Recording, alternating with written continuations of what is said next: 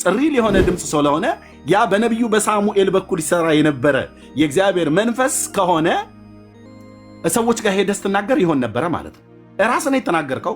ሰዎችም ሲናገሩ ሰምቻለሁ። አንዳንዶችም ይሄ መንፈስ አንተ እርኩስ መንፈስ ነው፣ በእርኩስ መንፈስ ነበረ ከ7 ዓመት ጀምሮ ተጠናውቶኝ የነበርኩት እያልከኝ ነው።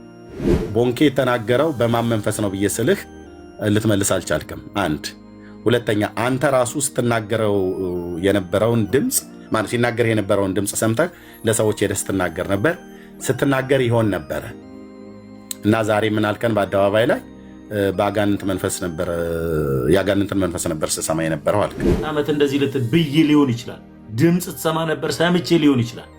ነገር ግን ስሰማ የነበረው በማን እንደነበረ ሐዋርያት ሥራ ላይ በአግባቡ መጽሐፍ ቅዱስ ላይ ተቀምጧል።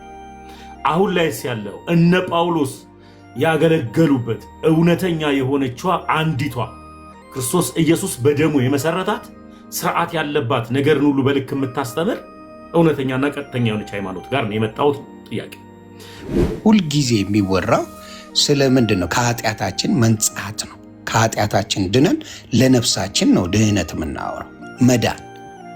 መዳን የምናወራው የስጋውን አለ። የስጋ ዶክተርም ሊያድን ይችላል፣ የሆነ ነገርም የሆነ መድኃኒት ሰጥቶ ሊያድን ይችላል። የስጋ አይደለም እያልን ያለ ነው። ከኃጢአታችን ነፃ ብቸኛው የሚያድነው ስም ኢየሱስ ክርስቶስ እንደሆነ መጽሐፍ ቅዱስ ይናገራል። በጠይቀህ ላይ ትክክል ያለውን ነገር የተናገርከው ምን አልክ? በኢትዮጵያ ኦርቶዶክስ ተዋሕዶ ቤተክርስቲያን እጅን እያጨበጨብክ እያራገፍክ ከኢየሱስ ክርስቶስ በቀር ሌላ አዳኝ፣ ሌላ መድኃኒት፣ ሌላ ቤዛ የለም አልክ። እጅን እያጨበጨብክ ማለት ነው፣ እያራገፍክ ማለት ነው። እስኪ ሙሉ ለሙሉ የመለስ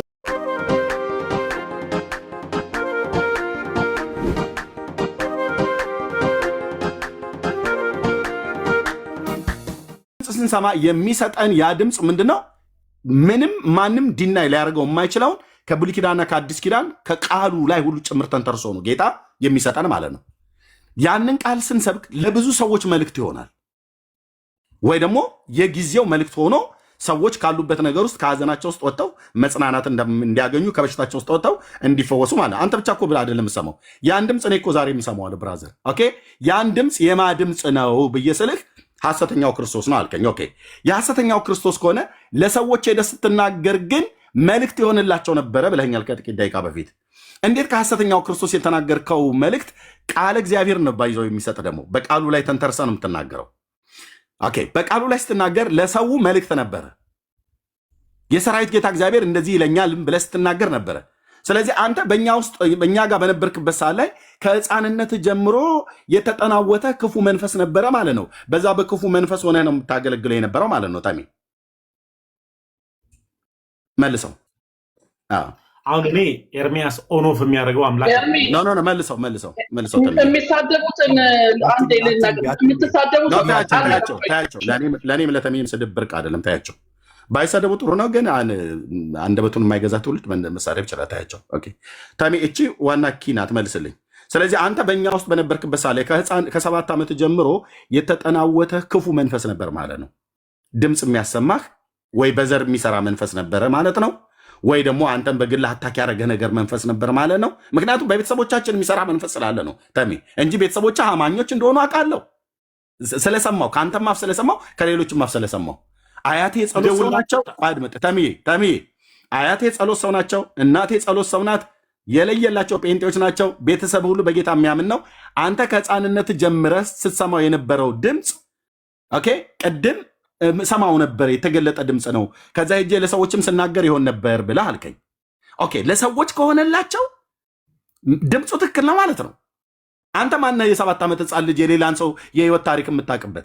አንተ ጋር ግን የመጣው ድምፅ ሪል የሆነ ድምፅ ስለሆነ ያ በነቢዩ በሳሙኤል በኩል ይሰራ የነበረ የእግዚአብሔር መንፈስ ከሆነ ሰዎች ጋር ሄደህ ስትናገር ይሆን ነበረ ማለት ነው። ራስህ ነው የተናገርከው። ሰዎችም ሲናገሩ ሰምቻለሁ። አንዳንዶችም ይሄ መንፈስ አንተ እርኩስ መንፈስ ነው፣ በእርኩስ መንፈስ ነበረ ከ7 ዓመት ጀምሮ ተጠናውቶኝ የነበርኩት እያልከኝ ነው አይደል? በቃ እዚህ ጋር እንዘጋዋለን ማለት ነው። ያንተን ጥያቄ የኔን ጥያቄ። እሺ መልካም። ኤርሚያውንም ወደ ቤተሰብ ምናምን ሄደው ከእድገት ያር ነው ሄደው እሱን ጊዜው ስላልሆነ የማልመልስበት ምክንያት ስላለ ነው። ምንም ሳይሆን እኔን ትውልድ እንዲሰማና እንዲከተለኝ የምፈልገው የሆነ ወንጌል በትችት በነቆራ በምናም ስለማይሰራ ክርስቶስ ኢየሱስ ራሱ ሲመጣ አይሁዳውያንና ሰዱቃውያንን እየሰደባቸው ያልጠየኩም የኔን ጥያቄ መልስልኝ። ከ7 ዓመት ጀምሮ ስሰማ የነበረው ድምፅ የርኩስ መንፈስ ድምፅ ነው ማለት ነው? ኤርሚዬ ልመልስ እኮ እየመለስኩ እኮ ነው። በቃ እሱ ላይ ፈሪሳውያን ጋር ትሄዳ ተምዬ እኮ አጠር አድርጌ ነው። ኢየሱስም በምድር ሳለ ሲያስተምር እናንተ አይሁዳውያንና ሰዱቃውያን ወይ አትገቡ ወይ አታስገቡዋሉ። ገብቶ ሊያስተምር ሲል የሚያስተምሩ ይኖራሉ። እንደዚህ ብለው መንገድ ይዘ ደግሞ እንዳያስተምር ደግሞ በሩን ደርበብ ያደርጉበታልና እኔም የኔ ትውልዶች፣ የኔ እናቶች፣ የኔ አያቶች፣ የኔ ባች ወንድም እህቶቼ ደግሞ የኔ ታናናሾችም ታላላቆችም በፕሮቴስታንት ቤት ውስጥ የነበሩ አብዛኛው እነሱ እንዲመለሱ የምፈልገው በትችት ያላችሁበት አምላክ ሐሰተኛ ነው ከአጋንንት ነው ከምናምን እያልኩ ሳይሆን እየተቸውባቸው ሳይሆን በላል እያልክ አላልኩም አትበለኝ። እያልኳቸው የጴንጤ ኢየሱስ ሐሰተኛ ነው እያልከን ተሜ እንዴት ነው ሰው ወደ ኦርቶዶክስ የሚመጣው? አሁን እኔ ወደ ኦርቶዶክስ እንመጣ ከፈለግ እዚህ ወንድሞች አሉ፣ እነ ቤካ፣ እነ ኤፍሪ፣ እነ ቢኒ፣ እነ ዮኒ አሉ። ዮኒ ማኛ እኛን እኮ ኦልሬዲ የምታመልኩት ሰይጣን ነው፣ የምታመልኩት ሐሰተኛ ነው። ከሕፃንነቴ ከ7 ዓመቴ ጀምሮ እሰማው የነበረ ድምፅ የሐሰተኛው ክርስቶስ ድምፅ ነው እያልከን ነው። ኦኬ አሁን ይህንን ህዝብ እንደዚህ እያልኩ አይደለም፣ እየነቆርኩት እየተቸውት አይደለም። ኦልሬዲ ተችተዋል። እኛ እኮ ለመልስ ኤርሚዬ እኔ መልስ እኮ ተሜ የጠየቁት ጥያቄ ከ7 ዓመት ጀምሮ ተሰማ የነበረ ማን ነው ያልኩት። ኤርሚዬ ምን አለ መሰለ መጽሐፍ ቅዱስ ሲናገር ምን ይላል? ጳውሎስ ነው በነገራችን ላይ ድንቅ ሰው ነው ጳውሎስ። ለልጁ ለጢሞቴዎስ ምን ይለዋል? ልጄ ሆይ አንተ ግን ነገርን ሁሉ በልክ አድርግ ይለዋል። እና ያ ልክ ከሚባለው መካከል አንዱ ምንድን ነው? አንዱን ተከባብሮና አክብሮ መነጋገር ልክነትም አለው። እኔ አንተ ላይ ቃል በቃል አልደርብብህም። የፈለግከውን ጥያቄ ስጠይቀኝ፣ የማይመቸኝን ራሱ ጥያቄ ስጠይቀኝ ውጭ ያዳመጥኩት ምክንያት ስላለኝ። አሁን ግን ወንጌል የምሰራው ለፕሮቴስታንቱ እየሰደብኩት እየተቸውት አይደለም። ስድብ አንዱ የኃጢአት መሰረት ነው። ለምን እኔ ጠይቁናትልኝንተሚ እኮ ልመልስና ወደ ሌላ ሀሳብ ላይ እንሂድ። ለወንድሞችም ልስጣቸው መልስልኝና ባጭሩ ከ7 ዓመት ጀምሮ ስትሰማው የነበረው ድምፅ የሰይጣን ድምፅ ነው ማለት ነው ወይ? አንተ ቀጥታ ንገረን እኮ። ይኸው እየመለስኩ እኮ ነው ኬርሚ እኮ ቀጥታ ንገረን። ብላክ ኤንድ ዋይት። አዎ የሰይጣን ድምፅ ነበር፣ አይ አይደለም የክርስቶስ ድምፅ ነበር ብለህ ንገረን። የማን ድምፅ ነበር ስትሰማ የነበረው? ያን ድምፅ ሰምተህ ሰዎች ላይ ሄደህ ስትናገር ይሆን ነበረ? ለራሴው አንተ ትመልስልኛለህ። የዘላለም ሕይወት ጉዳይ ላይ ትደራደራለህ? አልደራደርም። የዘላለም ሕይወት የሚገኘው በማን ነው? በክርስቶስ። ክርስቶስ ኢየሱስ። ያ ኢየሱስ የዘላለም ሕይወት ነው፣ እውነተኛው ኢየሱስ። አዎ በቃ እኔ የሄድኩት ወደሱ ነው። ኦኬ ይሄንን ልክ እኔ እንደዚህ እንደመለስኩልህ፣ እኔ ልክ አሁን አንተ ብላክ እንደዋስ ስጠይቀኝ እንደመለስኩልህ፣ አንተ ከ7 ዓመት ጀምሮ ስትሰማ የነበረው ድምፅ የዚህ የእውነተኛው ክርስቶስ ድምፅ ነው ወይስ የሰይጣን ድምፅ? ብላክ ኤንድ ዋይት። ይሄ እኮ ፐርሰናል ጥያቄ እኮ ነው የጠየቀኝ እኮ። አሁን እኔ የመጣሁበትን ነው የመለስኩልህ። ጨርሻለሁ። ይኸውልህ ተሜ አንድ ነገር ወደ ጥያቄ ልግባ። አንተ ልጠይቅህ ተፈቀድክልኝ? ወንድሞችም አስተያየት ወንድሞችም የሚሉት ነገር ረጅም ሰዓት ስላቆያቸው ከዛ ትጠይቀኛለህ አሉሽ። ግን አንተ ጋር ግን 2 ጥያቄ ትጠይቀኛለህ። ግን ልብ በሉ እዚህ ያላችሁ ሰዎች ተሜ ምን እያለን ነው? የኔን ኮንክሉዥን ነው የምሰጠው። ተሜ ምን እያለን ነው? አንደኛ ፊቱ ላይ ታዩበታላችሁ። ፊቱ ላይ የምታነቡት በደንብ በነህምያ መጽሐፍ ላይ ያ የአሕዛብ ንጉሥ ታላቁን የእግዚአብሔርን ሰው ነህምያን ምን አለው? ፊቱ ላይ ሐዘን አየበት እና ይህ የልብ ሐዘን ነው እንጂ የሌላ አይደለም ብሎ አለው ይላል። በመገለጥ አይቶት አይደለም። የአንዳንድ ሰው የልቡ ሐዘን በፊቱ ላይ ይታወቅበታል። የአንዳንዱ ደግሞ የልቡ ሐዘንም ይሁን ደስታ በፊቱ ላይ አይታወቅም። እነዚህ ልባቸው ሐዝኖ ፊታቸው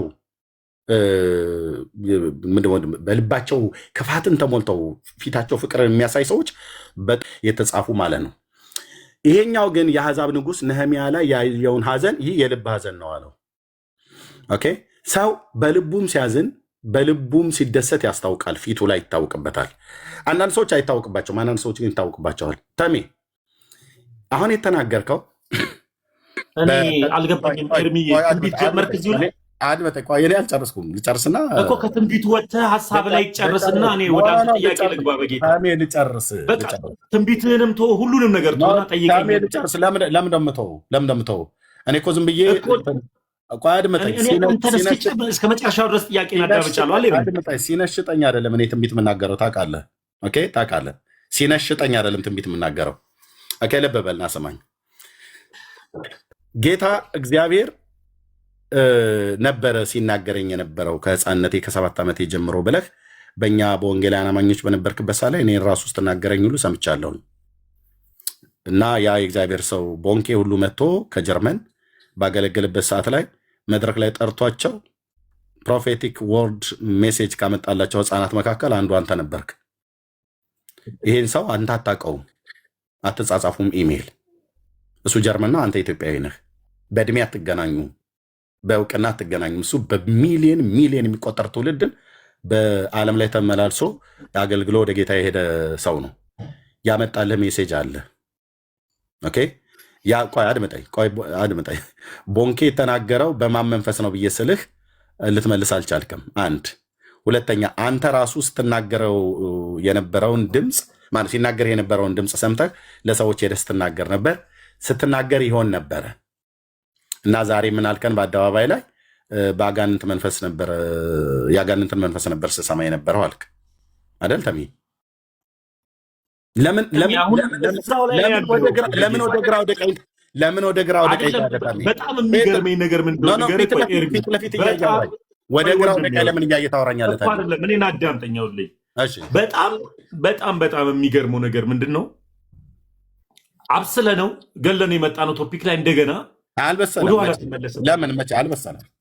እኔ እኮ ኮንፊልጄኔ ሰጥቼ እኮ ኤርሚ የምን አለ መሰለህ፣ እኔ ከዚህ በፊት ሶፊ ምን ጠየቀኝ፣ ተሙ ወደ ፕሮቴስታንት ትመለሳለህ ሲለኝ፣ እንዴት ሰው ወደ ጦር ሜዳ ይመለሳል? ማለትም ጦር ሜዳ ረሃብ ነው ያለው፣ መሞት ነው ያለው፣ ውሃ መጠማት ነው ያለው፣ ስቃይ ነው ያለው። ስለዚህ ጦር ሜዳ ምንም ይናፍቅ ታሪክ የለውም።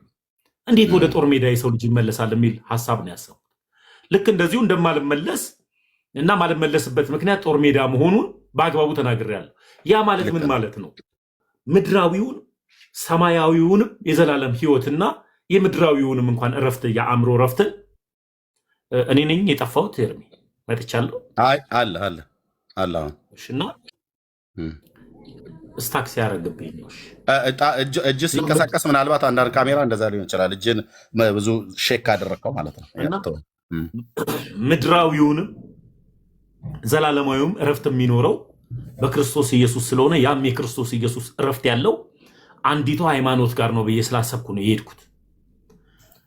ቦንኬ ነገረ ግለሰብ ነው። ቦንኬ ያኔ ለሰዎች ስትናገር የነበረው ትንቢት ለግለሰቦች ተናገረ ነበር። ያኔ አጋንንት ተናገረን ያልኩ ተሚ እኮ ግለሰብ መሆኑ መቼ አጣሁትኝ? አንተ ገና አድምጠኝ ተሚ፣ ገና ብይ የምትጫወትን ህፃን ልጅ ብይ እኮ ነበር የምትጫወት የነበረው በዛን ጊዜ እድሜ ህፃን ስለነበር አድምጠኝ ጮኬ እንድናገር ተጫጫህን እንድናገር አታድርገኝ። አንተ ኢትዮጵያ ውስጥ ያለህ አንድ ብይ የምትጫወት በእድሜ ገና ህፃን ከመሆን የተነሳ ብይ እየተጫወት ያለ የ7 ዓመት ህፃን ልጅ ጀርመናዊው አገልጋይ ወንድማችን ቦንኬ ኢትዮጵያ ውስጥ መጥቶ ሲያገለግል አንተን ከጉባኤ መካከል ጠርቶ ከህፃናት ጋር ትንቢት ተናግሮባል። ያን ትንቢት የተናገረው መልእክት ሰምተዋል፣ ቤተሰቦችም ሰምተዋል፣ አንተም ሰምተዋል። ቦንኬ በማን መንፈስ ሆኖ ነበር ያን ትንቢት የተናገረህ? ትንቢት ውስጥ ትክክል ነበር ወይ? አንተ የነበርክበትን ነገር ነበረው የነገረ ከሆነ ይህ ሰው የአንተን ግላዊ ታሪክ አያውቅም። በማን መንፈስ ሆኖ ተናገረ? ይሄ ቦንኬ ለምንድነው እሱ ጋር ሲደርስ ፊትን እያሸህ ወደ ግራ ወደ ቀኝ የምትዞረው? ቀጥታ መልስልኝ። ቦንኬ በማን መንፈስ ሆኖ ተናገረህ? ምን ነበር ያለህ? ብይ የምትጫወት ህፃን ልጅን እንዴት ሊናገር ይችላል? ሐዋርያ ስራ ላይ ካስታወስክ በምን መንፈስ እኔ ስለ ቦንኬ ቀድም ስለ አንተ ስጠይቅህ ሐዋርያት ማነው ፈሪሳውያኑ አልከኝ። አሁን ደግሞ ስጠይቅህ ሐዋርያ ስራ ላይ አልከኝ። ቦንኬ ምን ነበር ብሎ የተናገረ? በማን መንፈስ ሆኖ ነበር የተናገረ? እነ ጳውሎስ አጋንንት ያወጡ ነበረ በኢየሱስ ስም?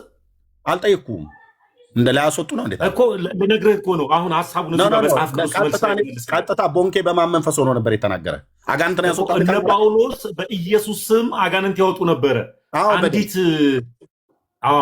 አንዲትስ አዋቂ የሆነች ሴት ምን ታደርግ ነበር? ንገረኝ። አዋቂ ሳትሆን ሟርት የነበረባት ሴት ነበረች። ሟርተኛ የነበረች ሴት ምን ታደርግ ነበር? ኤርሚ የልዑል እግዚአብሔር ባሪያዎች እያለች ትጮህ ነበር እየተከታተለች። አያሌ ቀንም ታደርግ ነበር። ጳውሎስም ተቸግሮባት ይላል። ጴንጤ ቤት ነው የመጣው። በጣም ደስ የሚለው ጳውሎስም ተቸግሮበት ክፉ መንፈስ ከእሷ ላይ ውጣ ብሎ አለው። ወጣ ማለት ነው። ከማስወጣቱ በፊት ጳውሎስ አይቶ እሷ ላይ ያለውን መንፈስ ከማስወጣቱ በፊት ያቺ ሴት ያቺ ሟርተኛ ምን ታደርግ ነበር? ታሟረት ነበረ። እንደዛ እያለች ዕለት ዕለት የእግዚአብሔር ባሪያዎች ታሟረት ሳይሆን እውነተኛ ሪል የሆነ ነገር ትናገር ነበር። አትናገርም ነበር? መልእክቱም ትናገር የልዑል እግዚአብሔር ባሪያዎች መሆናቸውን ትናገር ነበር። ግን መልእክቱ በምን አወቀች? ሪል ነው አይደል? ሪል ነው አይደል የምትናገረው ሐሳብ? እሱን እኮ እሷ እኮ አይደለችም ያወቀችው። መልእክቱ የመጣው መልእክት እሷ ግን ያንን ቃል ስትናገር እውነተኛ እግዚአብሔር ባሪያዎች መሆናቸውን ትናገር ነበር። እኔን ጠየቀኝ አይደለ? ልብ በልና ስማኝ። እኔ ነው የጠየቀኝ ጥያቄውን። ኦኬ በደንብ ስማኛ፣ በደንብ ስማኝ። እኔ ቴንክ ዩ። ኦኬ ያቺ ሴት የሟርተኝነት መንፈስ የነበረባት ሴት ናት። ኦኬ በቃ ዲመን የነበረባት ሴት ነች ማለት ነው። ሆሊ ስፒሪት በውስጧ የለም። ትናገር የነበረው ግን የልዑል እግዚአብሔር ባሪያዎች የሆነ መዳን መንገድ የሚነግሯችሁ እያለች ነበር። ይህንን አያሌ ቀን ታደርግ ነበር ይላል። ጳውሎስም ተቸገረባትና ይላል ዞር ብሎ አንተ እርኩስ መንፈስ ውጣ እልሃለሁ አለ። ከእሷ ወጣ። የሟርተኝነት መንፈስ ነበረ። የተናገረችው ቃል ትክክል ስለነበረ አዎ፣ የተናገረችባቸው ሰዎች እዛ እነ በርናባስና እነ ጳውሎስ የልዑል እግዚአብሔር ባሪያዎች ናቸው። አዎ፣ ግን የተናገረችበትን መንፈስ ነው ቅዱስ ጳውሎስ የለየው ማለት ነው።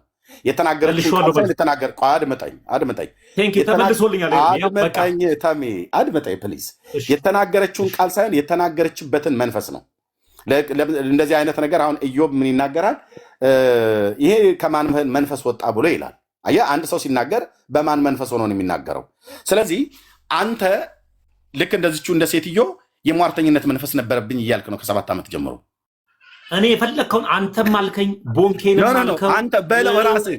ስለዚህ አንተ እኮ አንተም አልከኝ።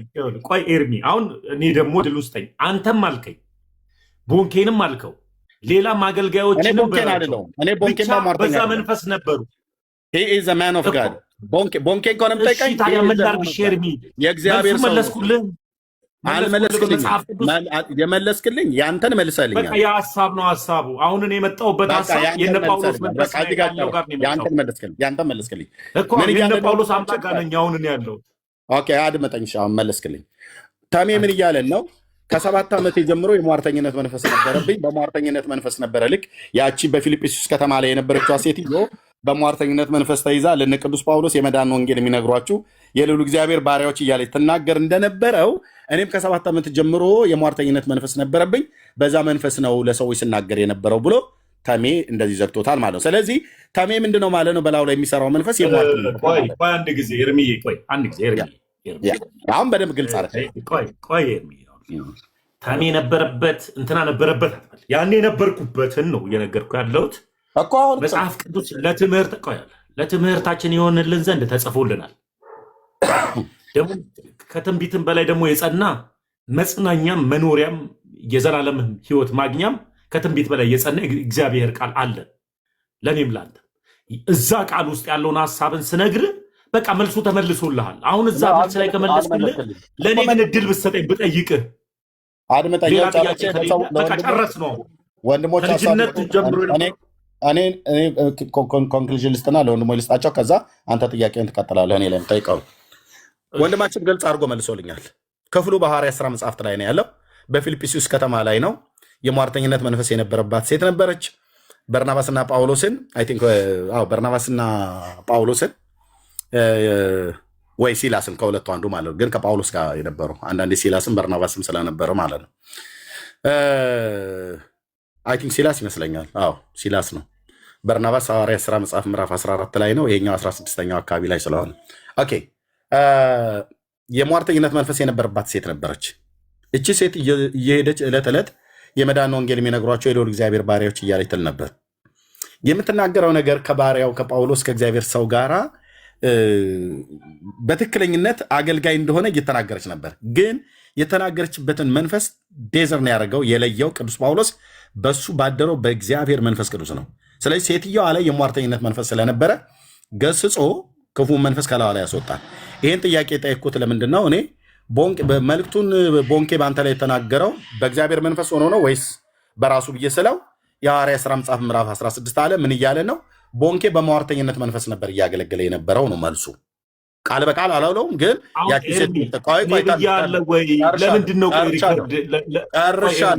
ጨርሻለሁ። ተመስገን አለ። ቀጥታ ብላክ ኤንድ ዋይት ካልመለስክልኝ የጠቀስከውን ጥቅስ ቀጥታ ከቦንኬ ጋር እያገናኘው ነው ማለት ብያለሁ። ኤርሚ እኔ ብያለሁ ወይ? አሁን ተመስገን ለጠየቁ ጥያቄ መልስ ብላይ አድምጠኝ። ለጠየቁ ጥያቄ ምን ነበረ ተሜ? እኔ ስጠይቅ ግን እንደዚህ ያው ለምሳሌ የጠየቁ ጥያቄ ምን ነበረ? የጠየቁ ጥያቄ ላይ እንደዚህ እኔ ጠየቀኝ። የጠየቁ ጥያቄ ምን ነበረ? የኔ ጥያቄ በተረጋጋ መልኩ ኤርሚ በተረጋጋ መልኩ ከስሜታዊነት ወጥቼ ነገሮችን የጠየቁ ጥያቄ ምን ነበር? ሁለታችንም ከስሜት ወጥተን የምናወራው የጠየቁ ጥያቄ ምን ነበር? የመለስክልኝስ ምን ነበር? ስለዚህ አሁን ሄደን በትችት በስድብ በነቆራ የጠየቁ ጥያቄ ምን ነበረ? ተሜ ጥያቄው ለምን አታስታውሰኝ? ጥያቄውማ ጠይቀኸዋል እኮ። የጠየቁ ጥያቄ ምን ነበረ? መልስልኝ። ጥያቄውን ምን ነበር የጠየቁ ጥያቄ? ጥያቄው አንተ ትንቢት ትናገር ነበረ። ትንቢት ስትናገር የነበረው በማን ስም ነው? እሺ ቦንኬስ ብዬ ምን አልኩ? ለምን አትወጣም ከግለሰቦች? ምክንያቱም ለምን እንደማልወጣው ቦንኬ እኮ የኛ ነው፣ ፔንጤ ነው። ቦንኬ ያገለገለበት አንተ የቦንኬን ሙሉ ለሙሉ አገልግሎት ትቀበላለህ? አዎ በደንብ እኮ አልኩ። ይኸውልህ በደንብ ሄ ዘ ማን ኦፍ ጋድ እኮ አልኩ። ብራዘር ወደ ጌታ ሄዷል፣ አገልግሎ በሰላም አንቀላፍቷል። ቶ ሄ ዘ ማን ኦፍ ጋድ በጣም ነው የምቀበለው። ዓለም አቀፍ ወንጌላዊ ነው። እሺ የክርስቶስን ወንጌል አገልግሎ ነው ሄደው። አንተም አትቀበለው ከሆነ ትነግረኛለህ። ልብ በልና ስማኝ። የጠየቁት ጥያቄ አድምጠኝ። አልወጣም። ለምንድን ነው የማልወጣው? ከአንተ ህይወት ጋር በተገናኘ ነገር ያወራህን ነገር ስላለ ማለት ነው። ኦኬ ቦንኬ ያገለገለበት ለምን ማታደምጠኝ? ተኔ እንዴ እንደዚህ መጫጫ አለብን እንዴ? እናንተ ብቻ እያወራል። ኦኬ ጨርሻለሁ። እኔ ምንድን ነው ያልኩት? የጠየቁት ጥያቄ አንደኛ ራሱ ይኸው ተሜ እዚህ ቁጭ ብሎ ከዚህ በፊትም ነግሮናል፣ በጌታ በነበረበት ጊዜ ነግሮናል። ከህፃንነት ጀምሮ ከ7 ዓመት ጀምሮ ይሰማ የነበረው ድምፅ ነበር። ይሄ ፊት ለፊት ላይ የምታዩት ወንድም ማለት ነው። ያ የሚሰማው ድምፅ ከእግዚአብሔር ቃል ጋር እያገናኘ ጌታ መንፈስ ቅዱስ ነው እኛ የምናምነው የነበረው። ከሚነግረን ነገር ተንተርሰን ሄዶ ለሰዎች በጉባኤ ውስጥ ሲናገር ይሆን ነበረ።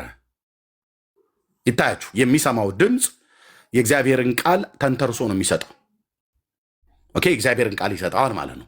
ያንን ሄዶ በጉባኤ በሚያገለግልበት ሳለ ቅዱስ ቃሉን የሰጠውን ክፍል ወይ በሚያስተምርበት ወይ በሚሰብክበት ሳለ ወይ በሰዎችም ላይ ደግሞ ይህን ቃል እግዚአብሔር ስለ አንቺ ሰጥቶኛል፣ ስለ አንተ ሰጥቶሃል ብሎ ቅዱስ ቃሉን ተናግሮ ለሰዎች በሚጸልይ ሳለ ይሆን ነበረ።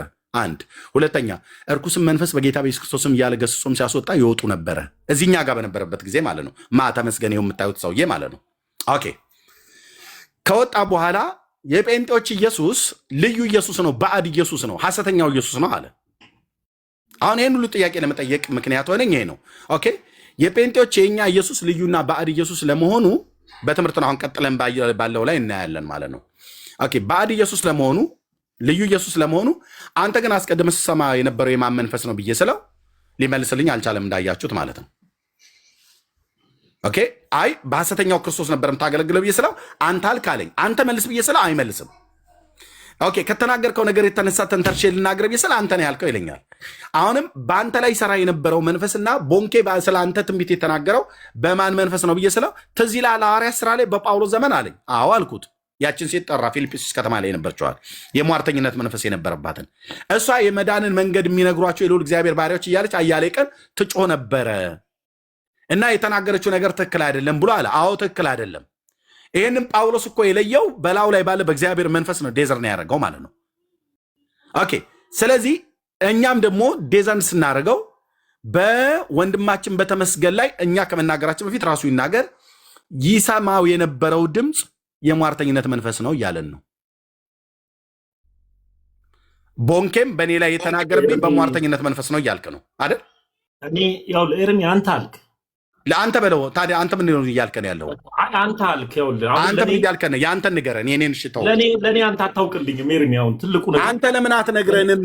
አንተ የምትናገር የምትሰማው የነበረውን ድምፅ ከጌታ ነው ወይ ከጌታ አይደለም ብሎ ለማለት እኮ ኤርሚ አሁን መልሱን ራሱ አንተ አድምጠኝ። እሺ ለህዝብ ልናገር። እኔ እዚህ ያላችሁ ሰዎች ወደዳችሁም ጠላችሁም አመናችሁ አላመናችሁም አይመለከተኝም።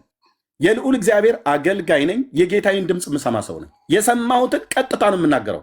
አገራዊ ጉዳይ ከፈለጋችሁ ሂዱ ዩቲዩብ ላይ ግቡና ስሙት። አገራዊ ጉዳይ ላይ በተመለከተ እግዚአብሔር በተናገረ ላይ ከዛሬ 18 ዓመት ጀምሮ ስናገረው የነበረ የእግዚአብሔር መልእክት አለ። ስናገር በአገር ቤት በነበርኩበት ሳለ ሚዲያ ላይ ሳልወጣ ስናገረው የነበረው ነገር አለ። በዚህ 10 ዓመት የሶሻል ሚዲያ ውስጥም ስናገረው የነበረው ነገር አለ። በምሳሌ በትግራይ ስለሚነሳው ጦርነት ከ1999 ዓመተ ምህረት በወርሃ ነሐሴ ጀምሮ ነበር ስናገር የነበረው። በኢትዮጵያ ቤተክርስቲያን ውስጥ በህይወት ያሉ ሰዎች ሁሉ ጭምር ያውቃሉ። ልብ በሉ። እኔ ጌታን ድምፅ ሰማለሁ። ኢየሱስ ጌታዬ የማምነው የጴንጤዎቹ አምላክ የሚናገር አምላክ ነው። ልብ በሉ። ይህን ተመስገን ያውቃል። ያው ግንባሩን የሚያሻሻው አልዋጥለት ብሎ ታየን ፊት ለፊት ቆሞ ማውራት ስለማይችልም በደንብ ነው የሚያውቀው። አድምጠኝ። ሌላ ጥያቄ እኔ የምናገረው አድምጠኝ። ምን እያልኩ እንደሆነ ይገባሃል። ኦኬ። በዚህ ጉዳይ ላይ እኔ የጌታን ድምፅ የምሰማ ሰው ነኝ። ጴንጤዎቹም ወንድሞቼ እናቶቼ የጌታን ድምፅ የሚሰሙ አሉ በደንብ።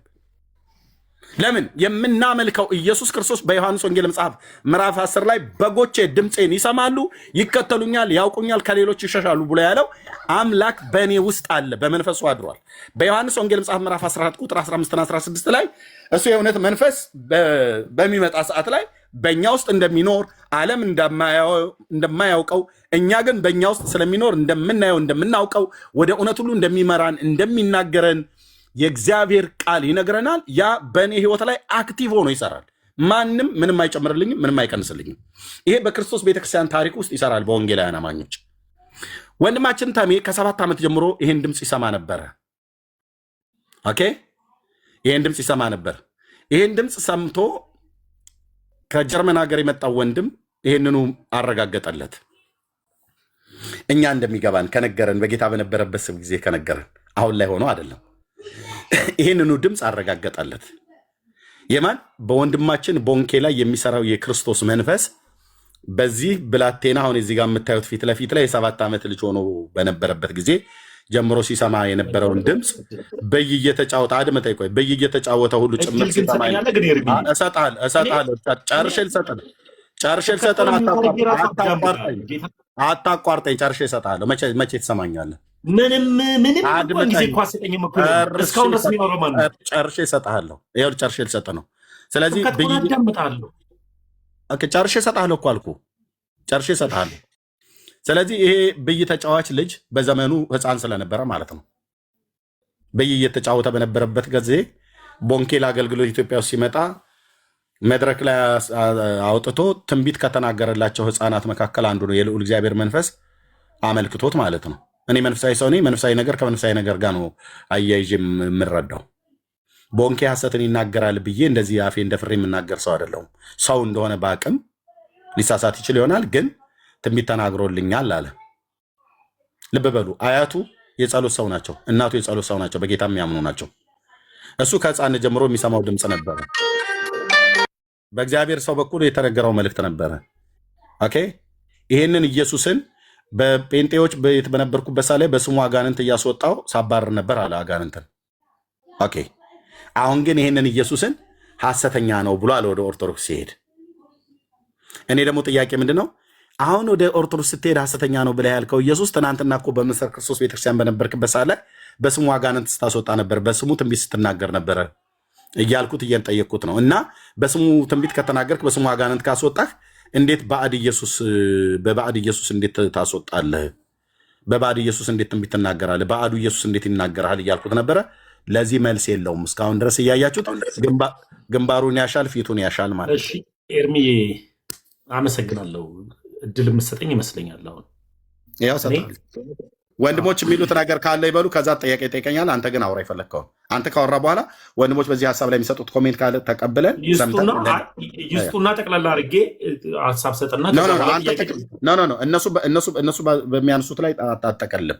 እኔ ጠቅልያለሁ። አንተ የምትለው ነገር ካለ ጠቅልልና ከዛ ወንድሞች ሀሳብ የሚሰጡት ካለ ሀሳብ እንሰማና አንተም ጠይቀኝ ጥያቄ ካለ በእናንተ ኢየሱስና በእኔ ኢየሱስ መካከል ያለውን እናወራለን። እናንተ እንዳትወጣ አረ ብዙ በአንተ አምላክና በግለሰቦች አምላክ ላይ ራሱ ብዙ የምን ግለሰቦች እኔ ጴንጤ ነኝ።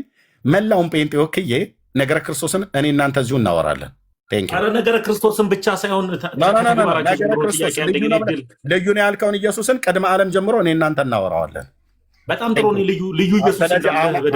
ስለዚህ አንተ አሁን ሀሳብን ጠቅልልና ለወንድሞች እንስጣቸው። እነሱ ደግሞ የእነሱን ሀሳብ ረጅም ሰዓት ስለተቀመጡ የአንተን ሀሳብ ጠቅላላ።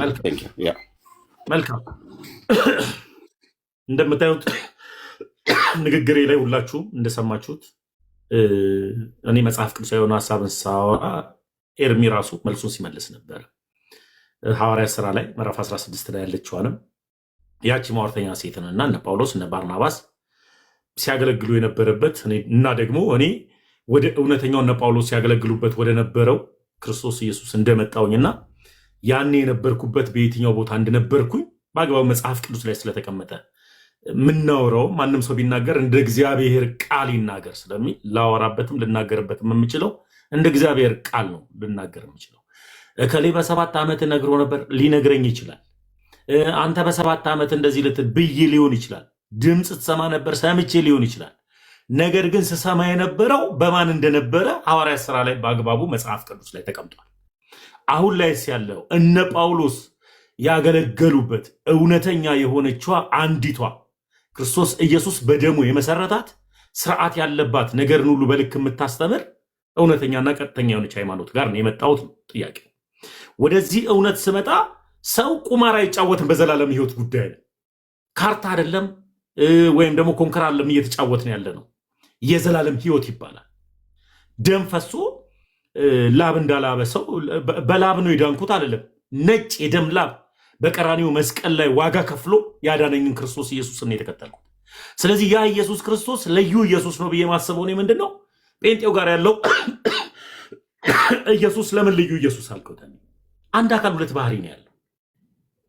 በመስቀል ላይ በስጋ ወራት ይሰቀል በመለኮትነቱ ይሰቀል እማላቀው ሲሞት በስጋ ወራት ይሞት በመለኮትነቱ ባህሪ ሁለት የተነጣጠለ አይነት ባህር አምላክ ያለው ስለሆነ ያ ኢየሱስ በጴንጤ ቤት ያለው እኔ የመጣሁት አንድ አካል አንድ ባህር ያለው ነው። ሞተልኝ ስል አምላክ በስጋ ሞተልኝ፣ አምላክ በስጋ ተሰቀለልኝ፣ አምላክ በስጋ ተነሳልኝ፣ አምላክ በስጋ ተራበልኝ፣ አምላክ በስጋ ተንከራተተልኝ ብዬ ነው የምቀበለው። ስለዚህ ስመጣ ስጋን ከመለኮት ጋር የተዋሃደውን አንዱን ኢየሱስን የተከተልኩት እንጂ ሁለት አይነት ባህሪ ያለውን ሁለት ኢየሱስ የሆነውን ስላልተከተልኩኝ ያ ነው ትልቁ ልዩነት። በቃ አለቀ። ልዩ ኢየሱስ ነው ብዬ የማስበው ለዚህ ነው። ቁማር አይደለማ የያዝ ነው። ወይም ደግሞ የአርሰናልና የማንቸስተር ጨዋታ አይደለም። ዛሬ ጴንጤ የሆነ ነገ ኦርቶዶክስ ከነገ ወዲያ ደግሞ ሙስሊም ከዛ በኋላ ቡዲዝም የምንኖርበት ምንም አይነት ምክንያት የለም። እማንደራደርበት ልንደራደርበት የማንችለው የዘላለም ህይወት ማግኛ መንገዱ አንድ ነው። ኢየሱስ ይባላል። በሩ ኢየሱስ ነው። ያ ኢየሱስ ደግሞ አይነጣጠልም፣ አይከፋፈልም። የማይከፈለውን ኢየሱስ ስለያዝኩኝ እሱን ኢየሱስን ነው አምላክ አድርጌ የተቀበልኩት። በቃ አለቀ። ይህ ነው እውነተኛው መመዘኛው። አሁን ወንድሞች ይቀጥሉና ደግሞ ወደ አንተ ጥያቄ ዳል። እሺ ቴንክ ዩ ወንድሞች ሁላቸውም ሀሳባቸውን እንዲሰጡ እፈልጋለሁ። ከዮኒ ልጀምርና ሁሉም ኤፋ፣ ቤኪ፣ ቢኒ እንደዚህ ሀሳባቸውን አጠራ አድርገው ይናገሩና ከዛ ነገረ ክርስቶስ ላይ እኔ እናንተ እናወራለን። ኮሜንት ይዘጋል። እኔ እናንተ እናወራለን። አሁን ፍጥፍጡ ይጀምራል ማለት ነው። የጴንጤዎች ኢየሱስና ተሙሻ ለመገራችን ላይ ለመጀመሪያ ጊዜ ስንገናኝ ነው። እንኳን ሰላም መምጣት ራሱ ትልቅ ነገር ነው። በእውነት ሰው አክባሪ እንደሆንክ አይቻለሁ እና እግዚአብሔር ይባርክ። ለዚህ እኔ ክርስቶስን ፈልጋ ያልሄድኩበት የለም። ያልሄድኩበት ሃይማኖት ውስጥ የማገኘው መስሎኝ ስንፈራፈር የነበርኩ ሰው ነኝ። እኔ አንድ ቀለል ያለ ነገር ነው ያለኝ። ማንም ሶሻል ሚዲያ ላይ ያውቃል ገባ ስለ እኔ ማንነት እና ምን ሆነ መሰለ ለእኔ የተረዳሁት ምንድን ነው የኦርቶዶክስ አባት አቡነ ገብርኤል እዛ ቤት እውነተኛው ክርስቶስ አለ ብለህልኛል። እውነተኛ ክርስቶስ ባለበት እውነተኛ ክርስቶስን ሲሰብኩ እሳቸው ላይ የደረሰው ስድብ፣ እዛቸው ላይ የደረሰው መገለል፣ እሳቸው ላይ መግለጫ ወጥቶ ይቅርታ እንዲጠይቁ የተደረገበት ነገር ክርስቶስን ሰብከው ስለሰበኩበት ነው። ገብተዋል። እዛ ቦታ ላይ አቡነ ገብርኤል በአደባባይ አትደንግጡ፣ ከዝሆን የበለጠ ከፈረስ ጉልበት የበለጠ ኃይለኛ ነገር አለ፣ ኢየሱስ ብቻውን አዳኝ ነው ሲባል አትፍሩ ብለው ሲናገሩ ሙሉ ህዝብ ሲሰድባቸው ነበር። የኔ ጥያቄ ምንድን ነው? እውነተኛ ክርስቶስን ያውም የኦርቶዶክስ ትልቅ አባት የሆኑ ሰው ሲናገሩ እንዴት እውነተኛ ክርስቶስ ከሆነ ያላቸው እንዴት ሊሳደቡ፣ እንዴት ብዙ መከራ ሊደርስባቸው ቻለ? ይሄ እናስረዳልኝ። አንደኛው ገባ? እንዴት አሁን ለምሳሌ ክርስቶስን ወጥተው የሰበኩ አባት ያውም የስቅለቱ ቀን የሰበኩ አባት ክርስቶስ ነው አዳኝ፣ የዓለም ቤዛ እሱ ነው፣ ቤዛ ያለሱ በመንግስተ ሰማያት ማስገቢያው ቤዛው እሱ ነው፣ ሌላው ቤዛ አይደለም የማስገቢያ መንግስተ ሰማያት ብለው በትክክል የሰበኩ አባትን እንዴት ኦርቶዶክስ ልትወቅሳቸው ቻለች? እንዴት ልታዝንባቸው ቻለች? እንዴት የይቅርታ ነገር ልታስጠይቅባቸው ቻለች? እውነተኛው ክርስቶስ እዛ ካለ ይሄ እንድትመልስልኝ ነው አባቴ። ተባረክ። ሌላ ምንም ተቃውሞ የለኝም፣ መብት ነው። መልካም መመለስ ያለብኝ ነገር ስለሆነ ኤርሚ ፈቀድክልኝ? ኤርሚ ታሜ ቆይ ሶሪ ምን ነበር? ዮኒ እንድመልስለት የጠየቀኝ ጥያቄ አለ፣ ልመልስለት? አዎ ትችላለህ። ጥያቄ ከጠየቁ መልስላቸው። ጠይቋል፣ መልስለት ትችላለህ። እሺ መልካም ኤርሚ ዮኒ አየውኝና ልክ ስላልሆነ አንድ አባት እዛ አባት ላይ የደረሰ ጫና ሲከብደኝ ጴንጤ ሆንኩኝ ነው በአጭሩ ጥያቄው። ያም አባት ደግሞ አትደንግጡ ልጇ ቤዛ ነው ድንግል ማርያም ቤዛ አይደለችም የሚለው ሀሳብ ላይ ነው አንኳሩ ጥያቄ። እና በዚህ ሀሳብ ላይ እንትኖች መጡ ነው። መጽሐፍ ቅዱስ ሲናገር ምን ይላል ነው ዋናው ጉዳይ። ለዮኒና ለእንደኔ አይነቱ ሰውን ማየት ወጥመድ ነው ይላል። የመጀመሪያው ጉዳይ ሰውን የምንከተል ከሆነ ገደል ነው መንገባው። ፍጹም ሰው ኃጢአት የሌለበት ያለምንም እንከን ሊሳሳት የማይችል ኢየሱስ ይባላል። ሰው ማየት ያለበት መጀመሪያ ማንን ነው? ኢየሱስን ነው። እኔ የዓለም ሕዝብ ሁሉ ተገለባብጦ የፈለገውን ሃይማኖት ቢከተል ከኦርቶዶክሳዊነቴ ማንም ንቅንቅ አያደርገኝ። የገባኝ እውነት ይሄ ነው። ስለዚህ እኔ የገባኝ እውነት ማንም ንቅንቅ ከማያደርገኝ እውነት የማያወጣኝ ከኦርቶዶክስ ሰውን አይቼ አይደለም ወደ ኦርቶዶክስ የሄድኩት፣ ሰውንም ተከትዬ አይደለም ከኦርቶዶክስ የምወጣው። የተከተልኩት ኢየሱስ ይባላል። ጥያቄም ኢየሱስ ስለሆነ ስለዚህ እሳቸውስ ከዛ እውነት ወጥተዋል ወይ ስትል አልወጡም። አባት ናገሩበት የቻለው ለሚባል ገንዘብ የእናታችን የቅድስት ድንግል ማርያም ቤዛነት ራሱን የቻለ የተቀመጠ መንገድ አለው። ግን እናታችን ቅድስት ድንግል ማርያም ቤዛ ስንል ክርስቶስ ኢየሱስ መስቀል ላይ በሰራው ስራ ቤዛ ናት እያልን እንዳልሆነ መናገር ነበረባቸው የሚል ሀሳብ ነው። ለምን ሲባል ገንዘብን ቤዛ ነው። ብዙ ቤዞች አሉ። መንግስትም ቤዛ ነው፣ ገዢ ነው። ስለዚህ ብዙ ቤዛዎች ስላሉ የእሱም ቤዛነትን ማብራራት አለባቸው የሚል በሊቃውንት ደረጃ የተነሳ ሀሳብ እንጂ ሃይማኖት የሚያስቀይር ሀሳብ አለ። እንደሱ ከሆነ እሳቸው አሁንም አገልጋይ ናቸው የዚሁ ቤተክርስቲያን። ስለ እናታችን ቅድስት ድንግል ማርያም ቤዛነት ሲያወሩ አሳምረው ነው የሚያወሩ። ስለዚህ ማወቅ ያለብን ምንድነው፣ መከተል ያለብን ምንድነው ከተባለ ማንም እኛ ካስተማርንላችሁ ወንጌል ውጪ የሰማይ መላእክት እንኳን መጥተው ምርጫ አይደለም፣ ሙቅ ይሁንልኝ ቀዝቃዛ ይሁንልኝ አይደለም፣ የዘላለም ህይወት ጉዳይ፣ ልጅ የመሆን ጉዳይ፣ ባሪያ አልሆንም የሚል ሐሳብ ነው። ባሪያ ላለመሆን ልጅ ለመሆን በአንድም መንግስት ያለች ቤተክርስቲያን ውስጥ መቀመጥ ነው ያለብን። ያ ነው ዮኒዬ የመለስኩልህ ከሆነ አላውቅም። አይ ራስ ካልከው ሐሳብ ልነሳና ይቅርታ የተረገመ ይሁን ከወንጌል ውጭ የሰበከ ብልሃል። ትንሽ ከኦርቶዶክስ ጋር ይሄ ነገር አያጋጨው? ተጋይቶ አልቅ መጽሐፍ ቅዱስ ብቻ ነው የሚሰበከው? መጽሐፍ ቅዱስ ብቻ የሚለው የሉተር ፍልስፍና ነው። አይ አንተ ያልከው አሁን አንተ ካልከው ተነስቼ አሁን ካልከውና ቆይ አንዴ አንተ ያልከውን አዳምጫለሁ በደንብ አድርጌ። ጳውሎስ ሲናገር ከዚህ ውጪ ከመጽሐፍ ቅዱስ ውጪ የሚሰብክ የተረገመ ይሁን ብለዋል ብለህ ነው ያልከው አይደል? ከተሳሳትኩ አርመኝ። እንደሱ ነው ያልከውን እስቲ በደንብ ግለጽልኝ አንዴ እንድረዳ። እሺ አጠር አድርገህ ንገረኝ። ብቻና ውጪ ይለያያል። ብቻ የአንድ ግለሰብ ፍልስፍና ነው። የሆነ ጀርመናዊ የሆነ ሰውዬ ያመጣው ፍልስፍና ነው። ከእንደዚህ አይነት ፍልስፍና ውጡ ነው እኮ እያልኩኝ ያለሁት እኮ። እኔ ጌታ የነቀለኝ ከብቻ መንፈስ ነው። ምግብ ብቻ፣ የራሴ ብቻ፣ እኔ ብቻ፣ ድኜ ብቻ፣ ቀርቼ ብቻ ምናምን የሚል የብቻ መንፈስ እግዚአብሔር ነቀለኝና እንድንድን ወደ እቅፉ ሳበኝ። ከመንጋው መካከል ከበረቱ ቀላቀለኝ ብዬ ነው ማምነው። ስለዚህ ሆንዬ ከብቻ መንፈስ ነው መውጣት ያለብን። እሱ ስም ውጭ የሚያድን ስሞች አሉ።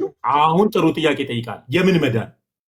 አሁን ዶክተር ያድናል መዳን የምናወራው ስናወራ ሁላችንም አይጠየቀኝ። አየህ ስለ ተሙሻዬ ስለጠየቀኝ እኔ ልመልስ። መዳን የምንለው ሁልጊዜ የሚወራው ስለ ምንድን ነው? ከኃጢአታችን መንጻት ነው። ከኃጢአታችን ድነን ለነፍሳችን ነው ድህነት የምናወራው።